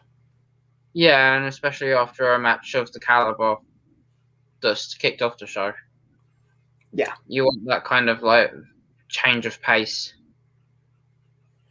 Yeah, you don't want all the matches to be like Dragunov and Dar for the entire thing, because that's just going to wear people out. Yeah. That'll make you want to sit in a hot tub for the entire weekend. Yeah. It's why you want variety for stuff. I personally think when you watch a wrestling show, you want variety. Yeah. You don't want the same thing over and over and over and over again. Otherwise, you'll just end up wanting to turn it off halfway through and watch the rest tomorrow, because you'll be all wrestled out. It's like me when I don't watch, if I don't watch Raw the day after, and then I have to watch it with NXT and then NXT UK if I don't watch them too, or I end up having to watch SmackDown, NXT UK, and Raw in one day. I can't do it. I just can't. It's too much for me. We've had words about this. Yeah, but it's even got to the point at one part where I didn't watch SmackDown one week because I just had too much to watch. Yeah. I didn't have enough time. It's kind of funny when you bear that in mind because obviously you watch those. I try and catch all these football things. Also, AEW, NWA, Impact, New Japan Strong, my work stuff, and the other shows I do. Yeah, so, and then I've got my if anyone can relate to that as well, I'll say if anyone can relate to that, that would be me. Yeah. So I got you, but yeah, never do loads of them at once. That never works. I mean, it's just all well and good doing like something like this that'll last like a couple of hours, maybe 3 at the most, and then doing something completely different afterwards, like I'm going to be doing this evening. Yeah. But sitting up straight like this, and then sitting up straight like this upstairs while streaming, it's like my back afterwards is just like, yeah, you need to lie down now. Yeah, and I just start getting slumpy and lazy live on stream, and it's just not good for views, and it's not good for like connection via like personal connection to viewers either. Yeah, there's a reason why whenever I do these things, I'm sat in a chair. So basically, that doesn't happen. But yeah, I mean, I could be sat in a chair, but at the same time, it's difficult. I mean, I'm sat on a sofa right now, but if I lay back, it just seems a bit unprofessional. And this is a podcast. This isn't like a it's a practicality thing. Yeah. So I mean, I may not be in the most professional of settings right now, but I'm giving my undivided attention, and I want to like sit up straight and actually present this as best as we can. Well, one of the reasons for these is so people can see you, so it makes sense. Yeah. Cool. So a pretty deadly one, by the way. We should probably tell people. Yeah, it was a bit of a scoundrel kind of way match, but you know, it's pretty deadly. What do you expect? Yeah. Then we had a Tyler Bates segment about his win on the Heritage Cup and stuff. I'm not keen on the whole monk thing that he's got going on, like the whole calm is water and stuff like that. I mean, I hate the word and I hate the phrase, but he's really become very hippified, like hippie. It's Zen Buddhist. It's Zen Buddhist. Yeah. I mean, he reminds me of like a couple of friends that I have when they're stoned and they just sit there and they're like, dude. But like, I don't get it. He's like this big, strong boy, Tyler Bate from Mustache Mountain. Why has he gone down this Zen path all of a sudden? Maybe Matt Riddle. Maybe he's like Matt Riddle and he discovered that special stuff. Yeah, possibly. I mean, I don't know. But... If he's getting it in Blackpool, then heaven help him. Yeah, to be honest, I don't think this segment was necessary. Honestly. No, it wasn't. It was a gap fill, and it wasn't really the best gap fill ever either. Personally, me, I would have just had highlights of him winning. Yeah. And possibly having to do a little talk about him winning and what he's going to do for going forward. There was no need to talk about being zen and imbalanced and all that bollocks. Yeah, and being like blindfolded and doing movements with sticks and stuff. It's just like, you don't do that in the ring, you fight in the ring. Like, good for you, you're zen, cool. Moving on. Like, yeah. We have a match next, I believe. Flash Morgan Webster versus Joseph Connors. Yes. Yeah, it was a quick match that ended questionably, thanks to Ginny. No surprise. Yeah. Subculture got involved, but a bit too late. Didn't really make sense. I mean, if you're going to create a stable like Subculture, surely you'll have the other members of Subculture. on the outside of the ring? Because Ginny's on the outside of the ring too. So are they subculture and not intelligent enough to think of that, or are they just subculture and dumb? This is what WWE particularly very weird about this sort of stuff, where the people have like other wrestlers are aligned with. Half the time, they're not there with them when they should be, and when they don't need them there, they're there.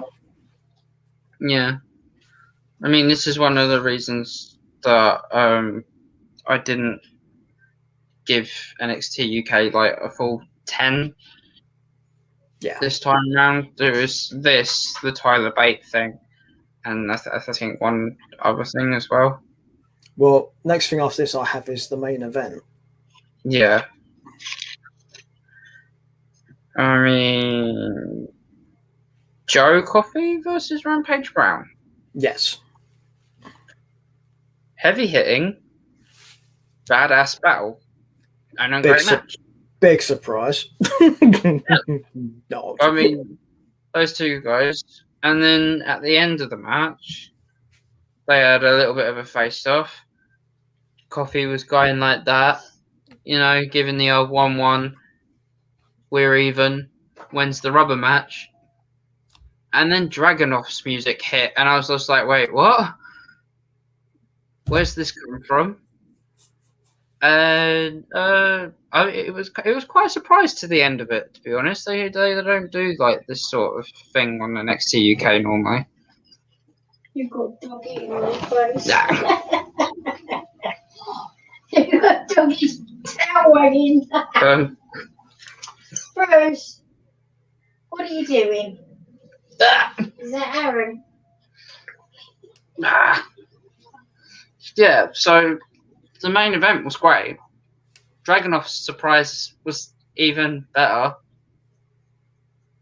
And if we get a triple threat between these three, yeah, I'll get the popcorn. So what was the biggest surprise, Dragunov or Bruce? Dragunov. Because I wasn't sure where he was going to go after defeating Noam Dar. But I wasn't expecting him to go after Rampage and Coffey. Well, I think eventually he'll end up going back round to Walter. I hope so, because I think Dragunov would actually make a good champion. Well, at some point, somebody's got to beat Walter. I'm assuming. It's getting boring. Yeah, I'm assuming. Yeah. I mean, he doesn't want to work across seas. He said this. Yeah, it's common knowledge. Everyone knows this. Yeah. So, like, him losing the title is possibly inevitable. But him losing it, sure. But I'm pretty damn certain that he will be the first ever 2-time NXT UK champion. The thing is with Walter, though, is Walter doesn't mind working in Europe so much. He doesn't want to leave Europe, essentially. That's what it is. No, yeah. So. I mean, it would be one of those things if Walter just held the title until his contract expires, and then he just goes somewhere else in Europe. Vacates the title. We get another. We get another NXT UK Championship tournament, because they're not shy about doing those kind of things for the UK brand. You just want to go up to Blackpool and watch it, don't you? Maybe. What's he going on then? NXT UK is based in the most of their pay-per-views are in Blackpool. Yeah, where else? Empress Ballroom. What's that in the tower? Yeah. Are they? Yeah. I didn't know that. I mean, at the moment they're in Southeast London, aren't they? In the BT Sports Arena. Yeah, the UK's Performance Centre is actually in North London, but they record in the BT studios. But the pay-per-views, normally when they do them, are Blackpool. Yeah, Blackpool, Cardiff, and there's one for Dublin coming up at some point, I think. Yeah, there's one in Dublin happening soon. Oh, you never know. I might get you some tickets for Christmas. Yeah, I mean, if there is a Blackpool one, that'd be great. Depends what the Americans and their COVID restrictions are at present as well, because Yeah. a lot of the production staff and stuff. So I mean, it'd be cool because like if I could get 2 tickets, I could get you to come with me, Peter. We could go on a weekend away to Blackpool together. Take 50-50 on the road. yeah, that would be a case of whether I have the time. That would be funny though. Because I do have some fun trying to just find time to do stuff in general. Yeah. It'd probably be like the first time I stay at my uncle's B&B as well. Yeah. No, I've never been there before. It's that Pride this weekend. Yeah, I know. It was yesterday, the main one. It was all virtual. So all the Blackpool Pride this month has actually been virtual. They haven't had it like in the thing because obviously COVID and stuff. You could watch it. So it says You could watch it online and everything. If you go on to Blackpool Pride 2021, you could actually stream it, like watch it like you're doing that now. You could watch it like a Zoom thing. That's really cool. The thing is with something like Pride, though, I mean, it's not really what we're talking about here, but I think something that works better if it's in person. Yeah, I mean, I agree. Pride's always going to be better off in person because the atmosphere is just so out there and so like emotional. Well, I went to Blackpool Pride 2 years ago and it was absolutely amazing. Yeah. The atmosphere was incredible. Yeah, as your mum just pointed out, being there in person is so different to virtual things when it comes to live events in general, especially ones that got atmospheres like that. You can't replicate them virtually. You just can't do it. Yeah, I mean, it's like one of those things where when we went 2 years ago, it was in June again, and it was absolutely pissing it down. Yeah. We got soaked watching all the celebrities, like the singers and all that lot, and all that. This year, it's virtual, and it was bloody glowing in the sunshine yesterday.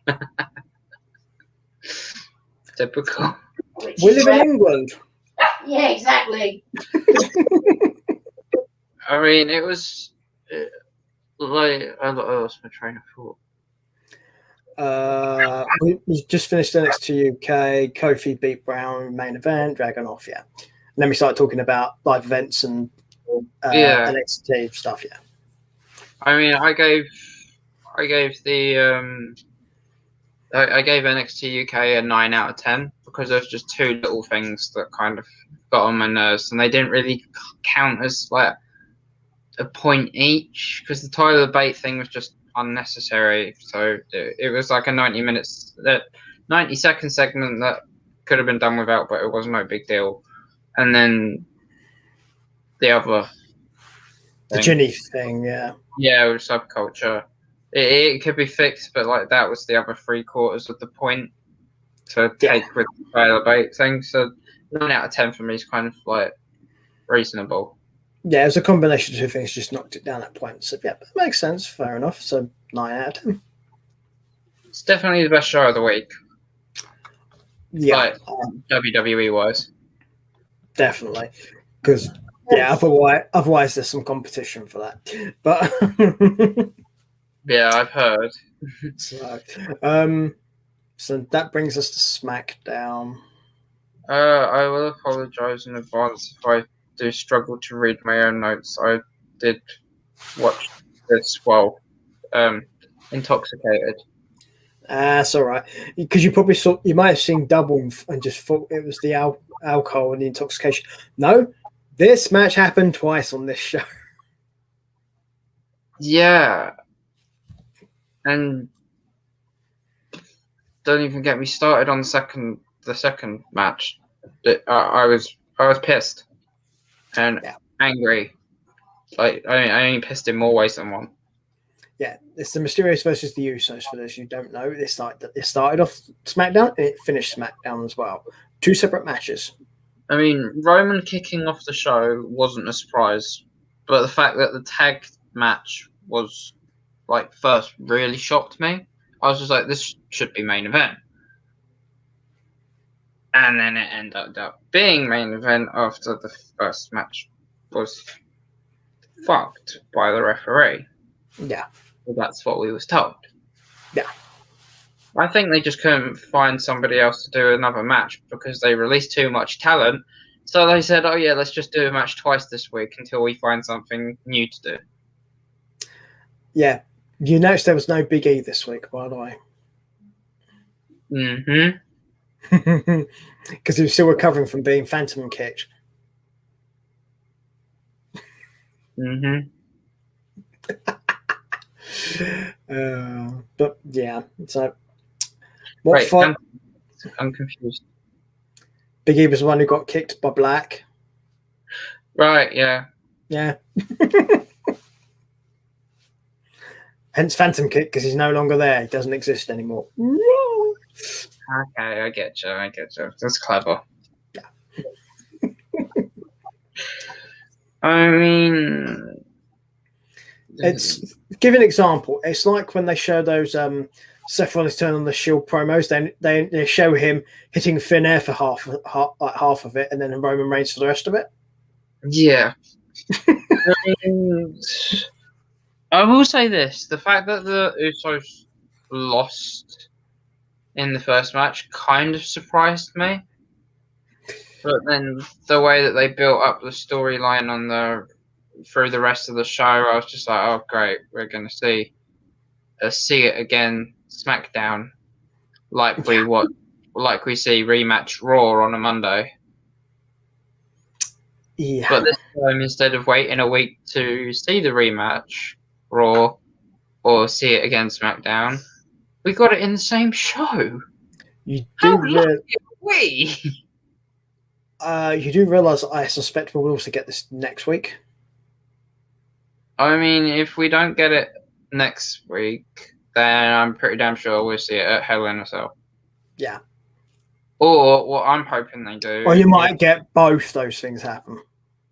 No, what I'm hoping they do is Jimmy loses his rag with Roman because he cost them the second match.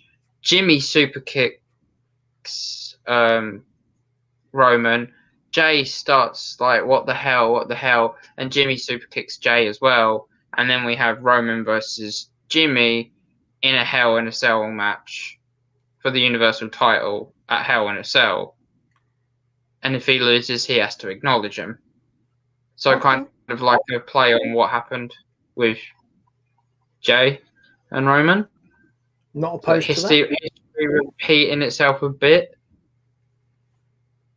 But like, I'd actually like to see it happen like a different way this time. Yeah, I'm not opposed to that. If they do it that way, storyline wise, I'd be really happy. Are they going to? Probably not. No, but it's a good idea though. Mm. I do appreciate the thought you put into creative. It's more than WWE does. Yeah, I mean, if WWE want to sign me up, the name's there. Just hit me up on Twitch or social media. The problem isn't getting into WWE creative. The problem is getting them to actually do your ideas, because the problem is you can have all the ideas in the world, but the minute it's passed up the ladder to El Jefe, Yeah. all he has to do is just go nope, and then just do what he wants anyway. Yep. It was just. I mean, the Roman segment afterwards was just. Well, you would expect it after what happened before.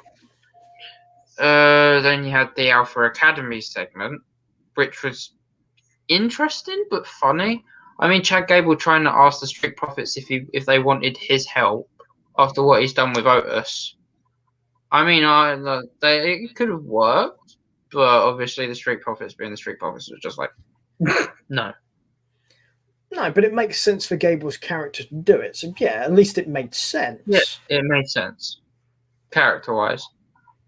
Which, if you're going to do angles like that, make them make sense. If nothing else, I appreciate you make it make sense. Yeah, I'll be right with it too. So it caught my attention. I was just like, hadn't seen Gable in a while in himself, actually, like on his own, because he's always in the ring with like Otis now.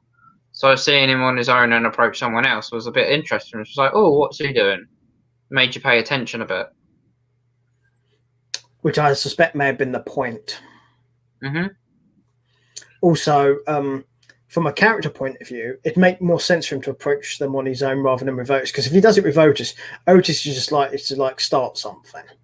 Yeah. And then we had Liv Morgan versus Carmella. Yeah. Funny. Like Liv Morgan performing the same week that her tag team partner got released. Fair play to her. Like I can imagine how emotional she must be losing her tag team partner. I have a story to tell people, by the way, about this, right? It involves Liv Morgan as it happens. It's to do with the fact that Liv Morgan was being interviewed for a wrestling show on that day, and she was talking to the presenter involved, and basically the entire time she was talking about what she'll be doing with Ruby and her team and how well they're going to be doing, right? And literally an hour later is when it got announced. So yeah, that's yeah. A mindfuck. Yeah. Also means she's the last one left. Yeah, because obviously Sarah Logan has Bubba now and retired. Good for her. Yeah. And Ruby Riot's released. Heidi Which Lovelace. is kind of weird because if you think about it, the Wyatt family, the only one left is Bray. Yeah. And the Riot Squad, the only one left is Liv. Yeah. And now if you'd have asked me which one do you think is going to be left in the company 5 years down the line, when the Wyatts made their debut and the Riot Squad made their debut, I wouldn't have said Bray and I wouldn't have said Ruby. You mean you wouldn't have said Liv? Said Liv. I'd have said Ruby and probably Braun. But instead, we live with Bray and Liv. And I'm just like, okay. But why has Liv been kept and Ruby been dropped? It just doesn't seem to make sense to me. Okay. It being Braun instead of Bray makes sense, absolutely, because Braun is very much what you expect from WWE. But this is why Liv being there and Ruby not makes sense, because WWE have a certain look they like for their women wrestlers. Yes, blonde. I know, I know that, but I'm saying from like a professional wrestling capability. Oh, if you're going for proper in-ring ability, then yeah, it makes no sense at all. But when it comes to the women's wrestlers in WWE, and this is the thing, they go on look. Yeah. It's a beauty contest. Yeah, and Vince is the judge. Yep.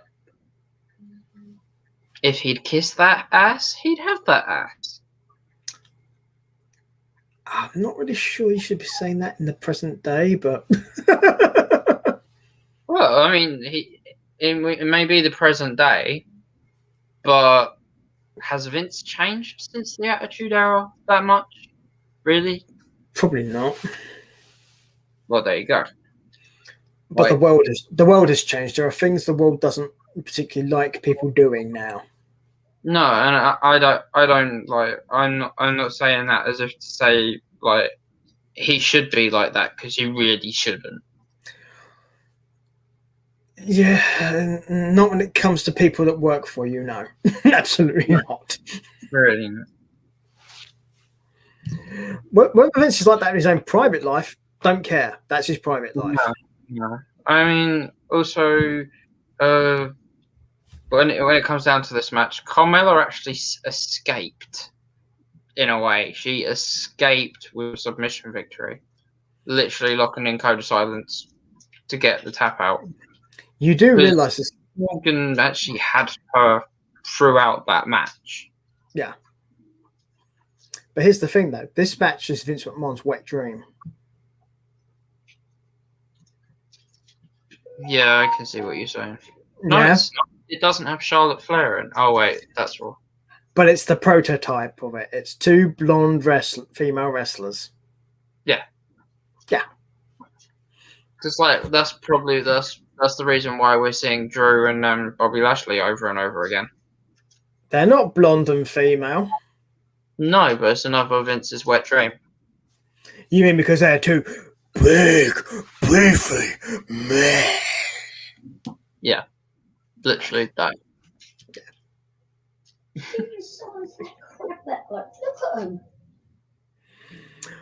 Yeah, so nothing against Carmella. I think Carmella's come on leaps and bounds, but yeah.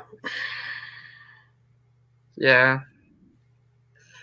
I mean, the entire show, I thought the way the entire show was going, I thought that it'd mean the IC title would be the main event, which to me was nice because it doesn't happen a lot. The IC title taking like centre stage. It should happen more. Main event. It really should happen more. But of course it didn't. We got Kevin Owens versus Apollo Crews next. You have that next? No, not next. Like it wasn't main event though. Sorry, I've mixed up my notes. So the next thing I have is Bayley trolling Bianca Belair. Yeah, I'm not being crude. I'm going to be completely and brutally honest. The whole Belair segment sounded like a boring anti-bullying cry out for attention. Yeah. And the promo was just stupid because Belair's the champion. Belair is like the SmackDown Women's Champion, for God's sake. Why is she doing a promo like this? And then she challenged Bayley. And I get she challenged Bayley because Bayley's been annoying her by laughing at her and stuff. Fair enough, but it seems so childish. Well, that's it. It made Belair look stupid. And that's the problem with this. It makes the whole women's division look immature. Yeah. Nothing wrong with her challenging Bayley because Bayley's been a pain in the ass, absolutely. But this particular way of doing it made Belair look really weak. I mean, the only thing I will say, the thing that I found Bayley's response funny. Some might say laughable, but I don't get it. If it was like Alexa Bliss, doing like her female fiend character and like the laughing screens and everything for a spooky gimmick. But there's nothing spooky about Bayley. Why is she coming up on all the monitors and just laughing on every single one of the monitors in the Thunderdome? Doesn't make sense for me. It's just like it's a waste of creative capability. It's a bit weird. Yeah, I mean, if Bayley was a psycho character or something, then yeah, sure. But she's not. If Bayley was Alexa, then sure. Yeah, but she's not. Right. And she's a heel. She's just annoying. Yeah, it's the I'm better than you thing, blah, blah, blah. Yeah, it's the constant game of one-upsmanship. It's just Bayley. Like, it's not spooky Bayley. Because there's nothing really scary about Bayley. Well, Bayley isn't Lady Fiend. No, she's not. And she's not Lady Taker either. No. Or Lady Kane. No. That one's in NXT. Or has she been released yet? I don't know. Haven't seen her in a while. I can't think, to be honest. I can't remember if Tegan Nox is still under WWE. Injured. Yeah, I knew she was injured, but I didn't know. They tend not to release people when they're injured. Oh yeah, because it makes them look bad. Oh why?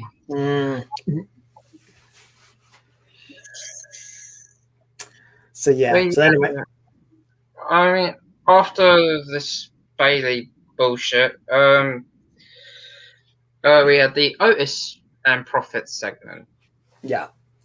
and it was actually pretty good for Otis. I'm not sure where they're going with it. Obviously, like probably a match down the line, but it showed Otis being a heel, and right, I'm not against it.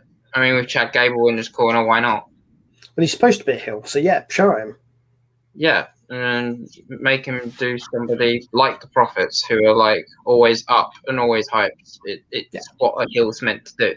Yeah, do heel stuff to faces. That's how that stuff's supposed to go. Absolutely. Yeah. And then we had Corbin versus Nakamura. Yeah. I think this week's entrance for Nakamura was probably the best one so far. Yeah, he's still got his power with him, hasn't he? Yeah, Boogs actually did his best performance so far. Like this week, he was in time and everything. So the musician side of me was happy. I was just like, yeah, this is good. Well, as a musician, you probably would appreciate this more. I think it's a case of the more they do it, the more in sync they're going to be. Yeah.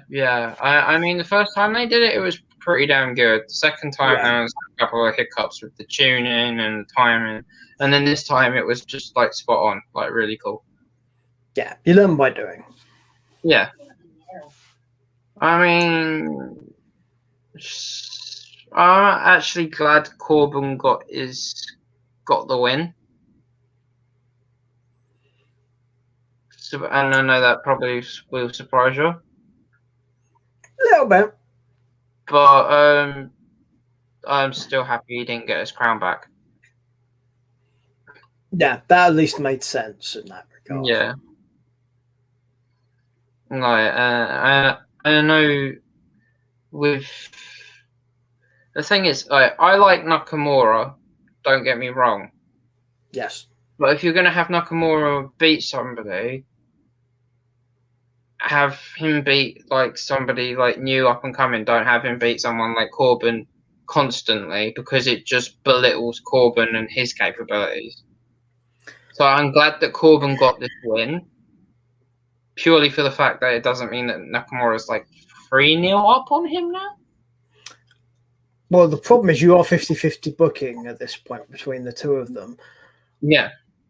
But I get what you mean. But I think the thing is with Corbin's, I think they use him now at the present is to, when they haven't got plans for somebody to do something, they'll just stick him with Corbin. Yeah, and it makes Corbin makes other people look good. He's another good wrestler that does that. But at the same time, he can make himself look good while making others look even better. Yeah, but this is the same thing they used to do with Dolph Ziggler. Yeah, I just hope that they don't treat Corbin the same way they've treated Ziggler for the past 20 years. Yeah, that's just what I'm alluding to, because this is going to end up being very bad then for Corbin. Yeah.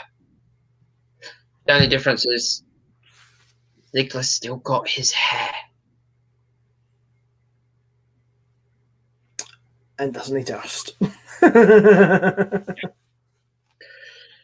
So yeah, I mean overall, like the match was pretty quick. It was all right.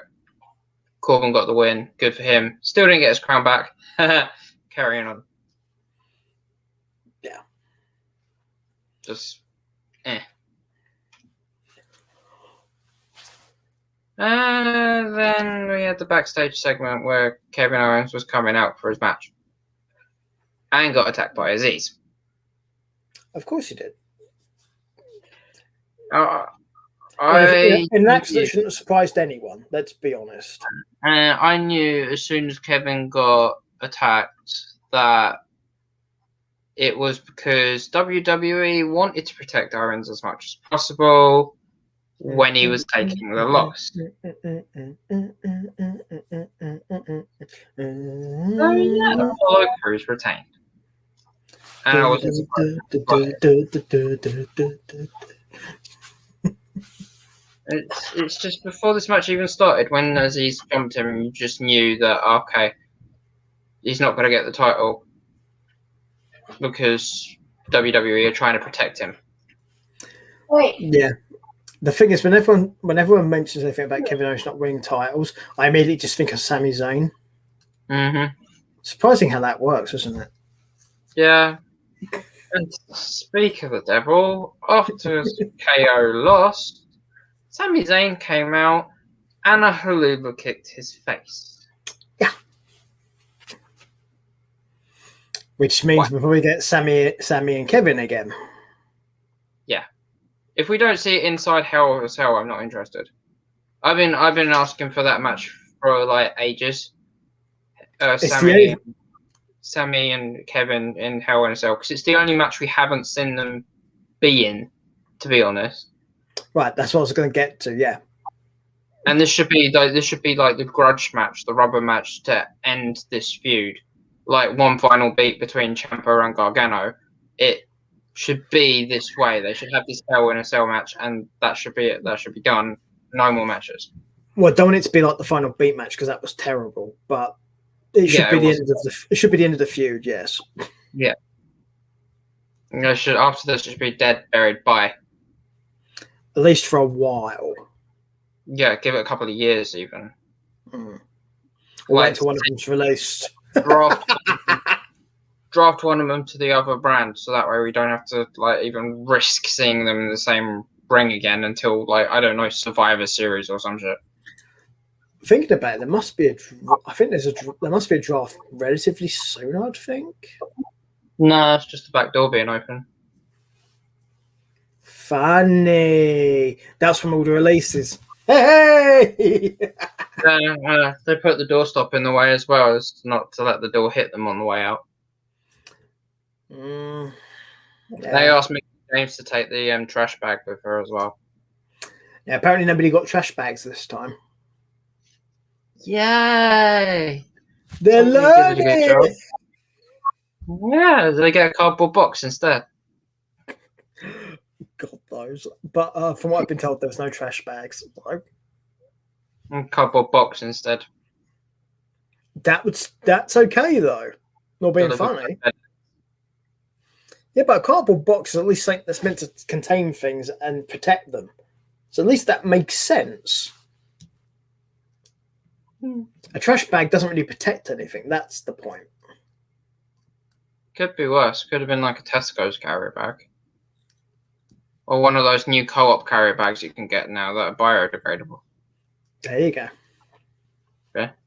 And in America, you've got things like whole greens and all that sort of stuff where they do all those sort of bags and things. Whole Foods, there you go.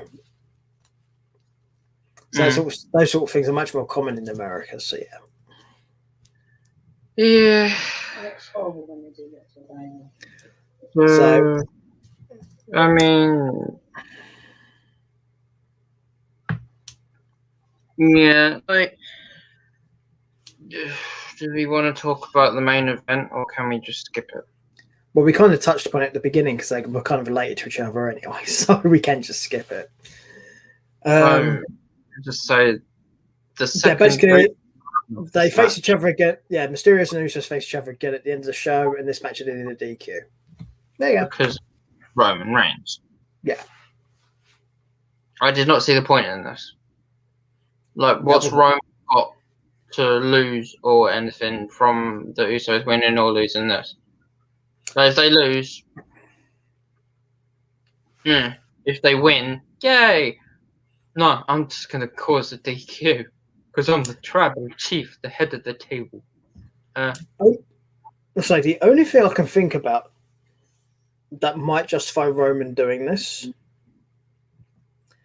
is he's like, I don't want you guys being pinned. You represent me. You're part of my family. This is where I think the Jimmy and Roman thing could work and would be good to kick off SmackDown, with Jimmy coming out right first and just calling Roman out and saying, "You cost us this. You cost us our titles," and then it just all breaking down. Yeah, that makes sense to me.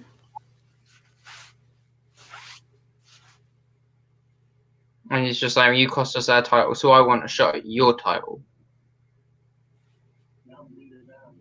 Yeah, I think that's fair. Because there's nobody like really in the line for a Universal Championship match at the moment anyway. Well, it could just be really lazy and put Seth and Cesaro in it with Roman in a three-way, you know. Except Cesaro's injured and Seth's... I don't know what Seth's doing.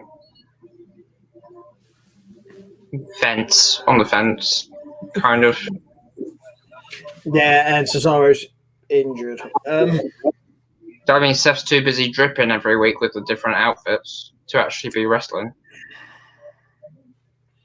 I don't know. Maybe Roman's going to fight Becky. I don't know. The man versus the head of the table. Yeah, that'd be interesting. I'd actually want to see that personally. WWE will never do it, but I'd like to see it. Okay, one that might make you happy. How about we have Roman Reigns versus Reginald?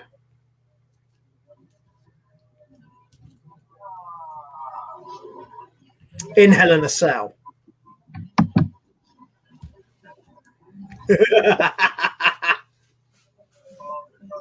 No. Whoa! You do realize I want Roman to obliterate him.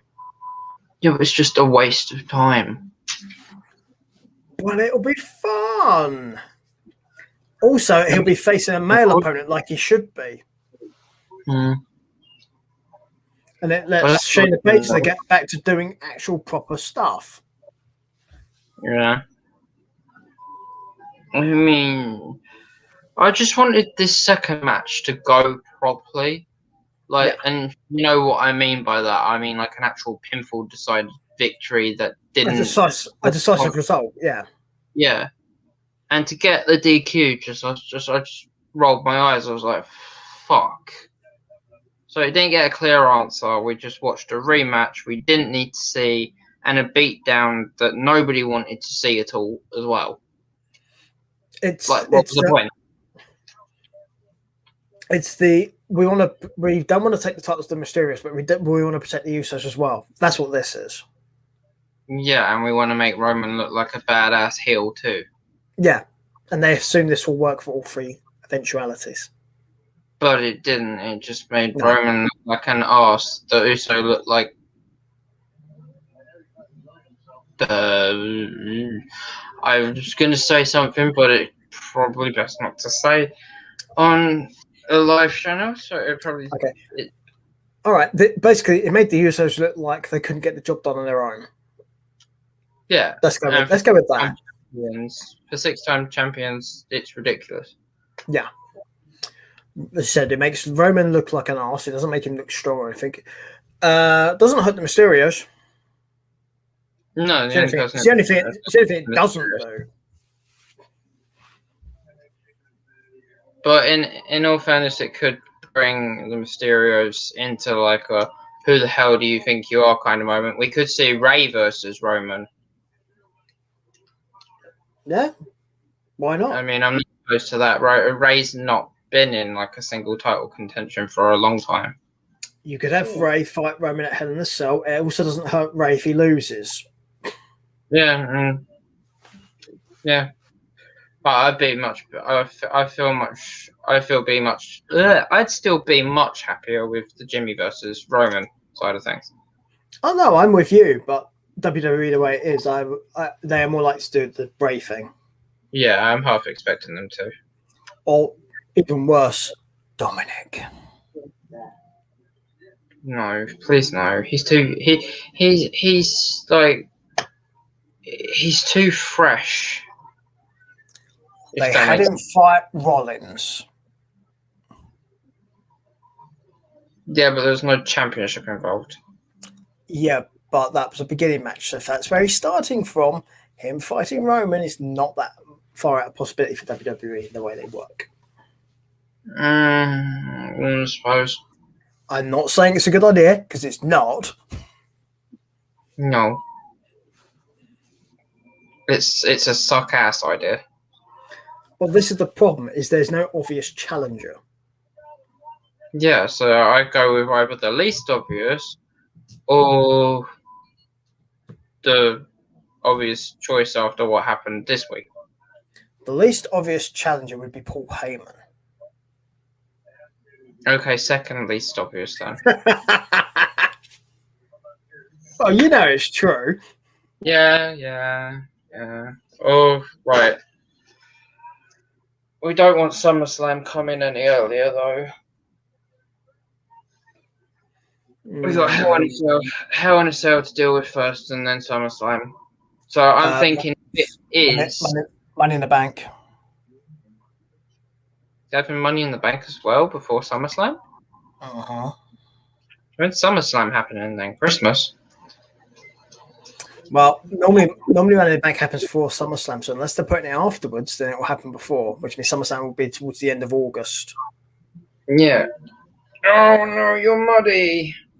What they might do with SummerSlam is possibly make it the last weekend of August. I'm just going to check that now for dates. Yeah, the last weekend of August, that's the Sunday, is the 29th. Yeah, and so in theory, so in theory, you could have that, then Money in Bank, then SummerSlam within that period. It does actually work with the way they do got stuff. Next week, Hell in a Cell.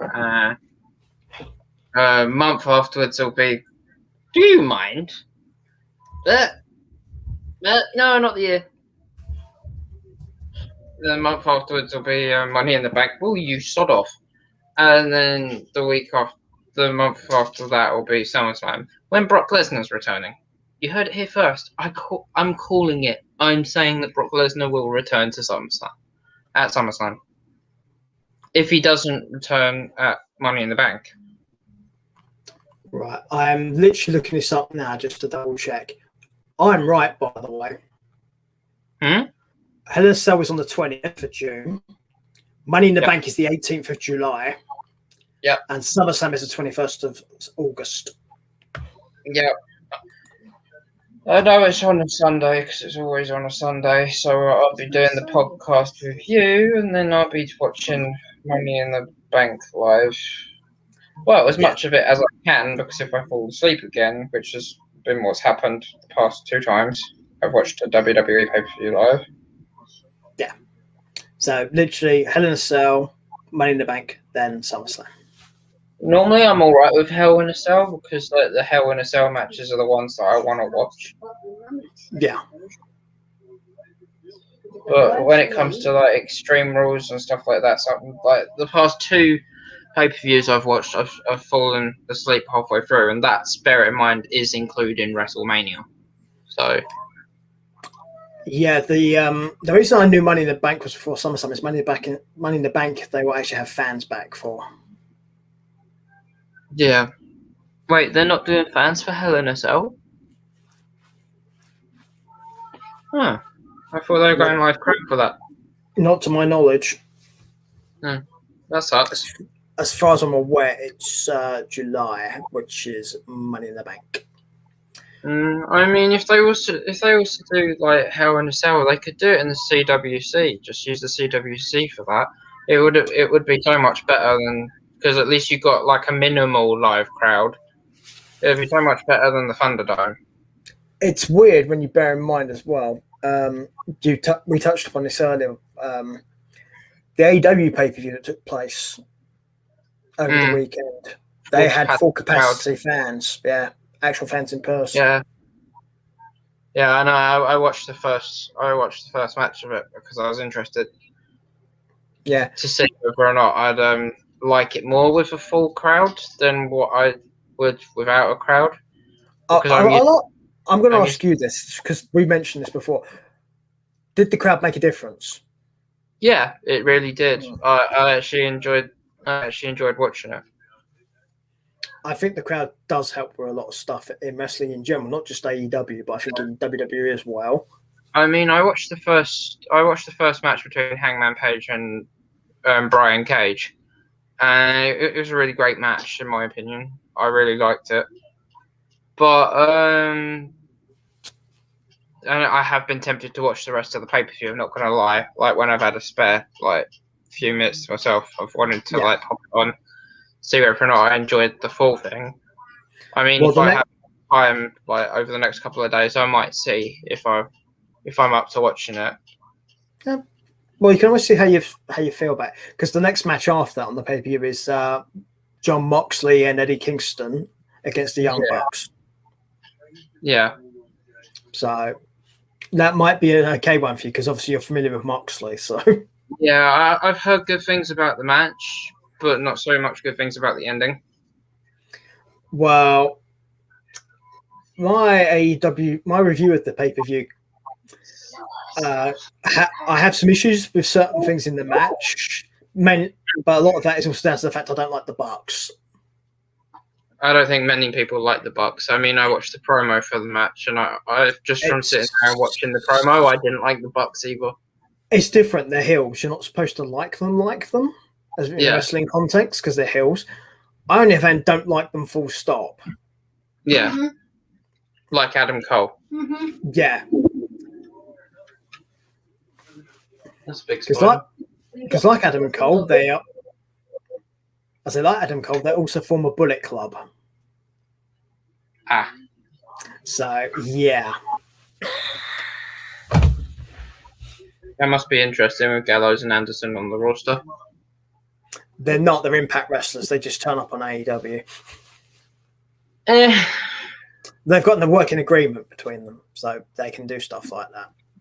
But yeah, I gave SmackDown a 6. Yes, I was going to say you do need to rate SmackDown. You haven't done it yet. Yeah, I gave SmackDown a 6. It was better than Raw. Yes. But it just, there's parts that, So what are your weekly ratings, Peter? Ooh, let's see. Hit us with your criticism. Oh, well, as far as Raw goes, let's see. Let's get back to Raw. Don't try and get... No, Aaron, don't. Aaron, please don't, because if you try and get that spider and it falls on top of me, I am going to scream blue. Got a spider situation. Gotcha. Okay. Raw literally is 2. Ouch. Yeah, I really hated a lot of this stuff. Bunch of repeat matches and a bunch of stuff that made no fucking sense. The only things that really worked for me is you had Orton's match against Woods. Liked it. Good match. Also, the result didn't hurt Woods either, so no problem there. I mean, Randy really give it to Woods without. Yeah, and Nikki Cross. So, yeah, because Raw was bad, even by Raw standards for me. Pants. Yeah. Let's see. NXT. Not bad apart from Adam Cole. So, like you, probably about 6 or a 7. Mm-hmm. I think we agree with NXT UK again. That's, I think, 9 for the same reasons you did, in all honesty. Yeah. So, SmackDown was definitely better than Raw. I'd say 4. Yeah, that's fair. So, match of the week, Dragunov, Dar. Yeah, definitely. Contest, and if WWE don't put it put it up, they didn't put it up for their Thursday match of the week thing this week, but I think that's because NXT UK hadn't happened yet. So if they don't put it up this week, then I don't know what they're doing for matches a week, because I expect Woods versus Randy will be on there, but if it should be Woods and Randy and the Dar versus Dragunov match, those two should be match of the week contenders. I'd also say I liked Joe Coffey and Rampage Brown. Yeah, I liked Drew versus Kofi as well. I liked it apart from the ending. Yeah, I liked it apart from the ending too. But the ending is what made me not include that match, because it has a bigger bearing on it. Yeah, like if Kofi would have kicked out of that Claymore, then I'd have been happy. But at the same time, I'll say it again: what a Claymore! The thing is, he shouldn't be kicking out that Claymore, in all honesty, because that would make Kofi overpowered. Yeah. And that's not Kofi's character. So the fact he didn't kick out of it at least made sense. Yeah. However, it was delivered, just ouch. I think it would have been for the week. I think he could have done it so Drew tries to do the Claymore, and then Kofi hits him Trouble in Paradise at the same time. Yeah. And possibly have it end that way. Would have been interesting if they'd have hit both of their moves simultaneously somehow. And it could go as a double count out. Yeah. You know. There's ways to do stuff. They could have called it Moment of the Week, and it would have been like Trouble in Claymore Country. As their like little side note that they do on the side of things. Oh, there you go. But yeah, my main point being is that the ending affected it, but because they could have done much better things with it. But I don't think you're wrong for liking the match, because it was a good match. I just didn't like the end. And a match is supposed to be for a contendership. It kind of matters the end. Yeah, I agree. So yeah. So that's covered all the matches and stuff. So basically, this is where we will tell the people again about stuff. But obviously, with Aaron, we need to explain about Aaron, because Aaron has changed charities. Yeah. Here we go. Yep. It's the NSPKU for PKU sufferers who have to live on an extensive protein, like minimal protein diet. So they basically live like a vegetarian lifestyle, apart from like a very minimal amount of proteins, like meats in some like shapes and forms. But yeah, so I'm vegetarian for the month, which has been interesting so far, and quite difficult, as like most people know I'm a gamer, so like microwavable burgers and pizzas and takeaways are kind of my go-to. Well, a lot of traditional snack food is not suitable for that kind of diet. No, but actually, saying that, you'd be surprised. Did you know that flame grilled steak McCoys are actually vegetarian? Well, there's no steak in it, so there's a good chance of that. No, they're actually just steak flavored. So it's like I didn't realize that they were actually just flavored. I thought they were made with like the fat from the meat, like the actual flavor, and like it was actually made with meat stock. Yeah, you just have to read the ingredients on the bags to find out what is and what isn't. Yeah, it's got the V on it that says suitable for vegetarians. So, however, not suitable for vegans. Yeah. Good thing I'm not going vegan this month, isn't it? Yeah. So if it was vegan, I'd be living off of beans. I know a few vegans who have to look very carefully at things before they can get them, like, because of things like that. And there's a vegan at my mum's local.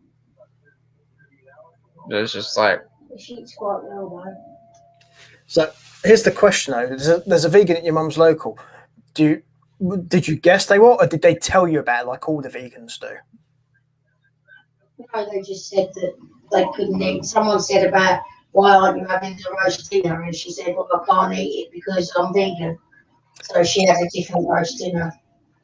Okay, that at least makes sense, because usually most vegans can't wait to tell you they're vegan, but at least the one that you encountered didn't bring up until it was relevant. That at least makes sense. Yeah, they're not like a shove it in your face vegan. Yeah, because obviously if it's a dietary thing where somebody offers you food, then you kind of do need to say something. I'm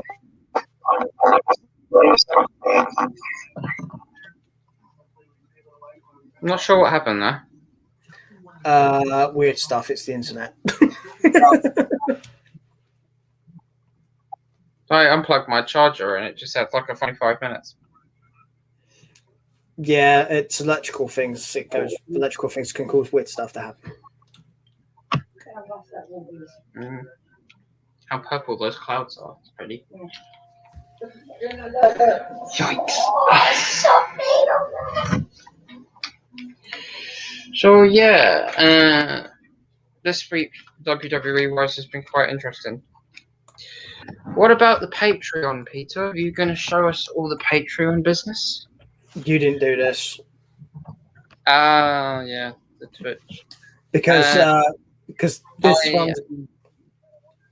I've turned it off the camera because I'm carrying you upstairs because I'm going to set up the screen so that way I can start as soon as we finish. Okay, I'm going to repeat that because they probably couldn't hear you properly, so I'm going to say it again. Basically, once we finish here, Aaron will be streaming on Twitch, so he'll be doing some gaming stuff, probably with a bunch of people. So go check it out then. We'll let you know when that's going to happen. So give him about 5 minutes when he's ready, and then he'll be streaming. Yep, I am going to be streaming Fable for the first time. Because it's SQ. All right, links are down there, by the way. Okay. Are we doing that with anyone in particular, or is it just you?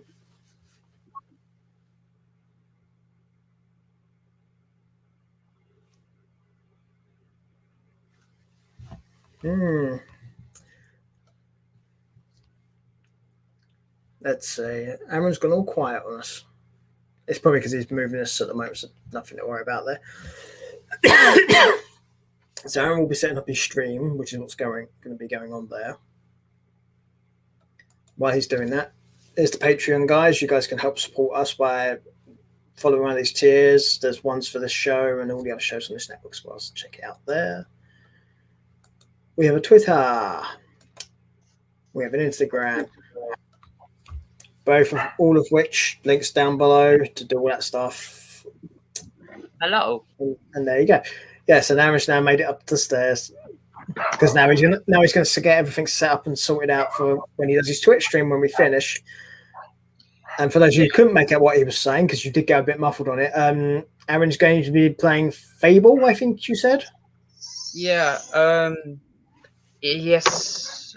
This week was a vote between Minecraft and Fable, and I've not played Fable before, so this is going to be a brand new experience for me. And yeah, the vote was 83% to 17%. So, hello, Charles. Well, we have Bruce, and now we have to have Charlie because Charlie used to be on the show quite a bit too. So hello, Charlie. So Charlie out of nowhere.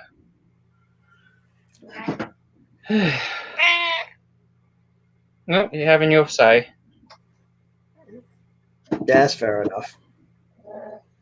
What did you think of WWE this week? Oh, he's leaving. Yeah, I think that pretty much explains everything right there. So, so obviously when you're doing your streaming a bit, is it just you, or are you gonna be streaming with other people? What's the deal? I'm streaming on my own because I haven't played Fable before, obviously, and I don't actually know if I have any friends that play Fable. So if you're on Twitch and you play Fable, hit me up and we can play together or something at some point, maybe, depending on how it goes. And obviously, for those of you that don't have Fable but may want to watch, by all means, go over and watch. Yeah, we'll be on soon, and the swear jar is clean now because it's a new month. Yes, new charity, new month, new swear jar. Yep. £15 was last month's swear jar, and with that in total of our amount that we raised for the anxiety month, after all the new things I tried, we only raised £30, which is a bit shocking because I I mean, some of the things that I did last month with the one chip challenge and the singing video that I posted on the last day, I was a bit shocked that I didn't get the target. This is the first month we haven't hit our target, so yeah. I mean, it's surprising. The thing is, particularly in the UK, last month, it's the first month where people have been able to go out and do stuff and go to pubs and stuff. So I'm guessing a lot of people splurged and overspent. Yeah, what I'm planning on doing, because when the first 13 months are over, and I have my head shaved for the Cancer Research UK, we're going to be hiring out a venue, and I'm going to be sharing all the links on my Facebook post from all the past 13 months of charities. And if people want to donate to any of those charities, they can.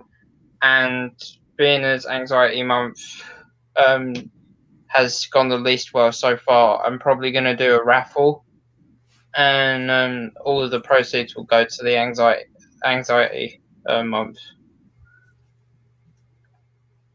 Cool. To make up for the fact that we didn't hit that goal. And any other goals that we have as well that we don't meet on the next 13 months. Yeah. That makes sense. At the same time, though, obviously, it's good to at least make something for these charities, but at the same time, I get it. You want to hit the goal you set. Absolutely. Yeah. So does Bruce, apparently, and he's annoyed that I've gone upstairs. Well, maybe he wants to stream. I don't know. He's at the bottom of the stairs barking.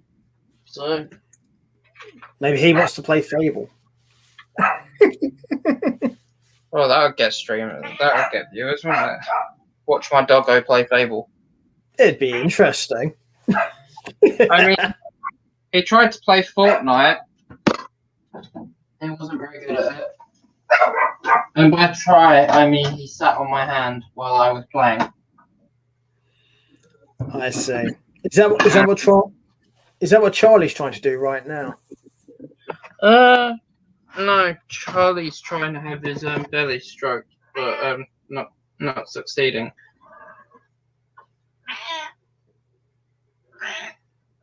Douchebag.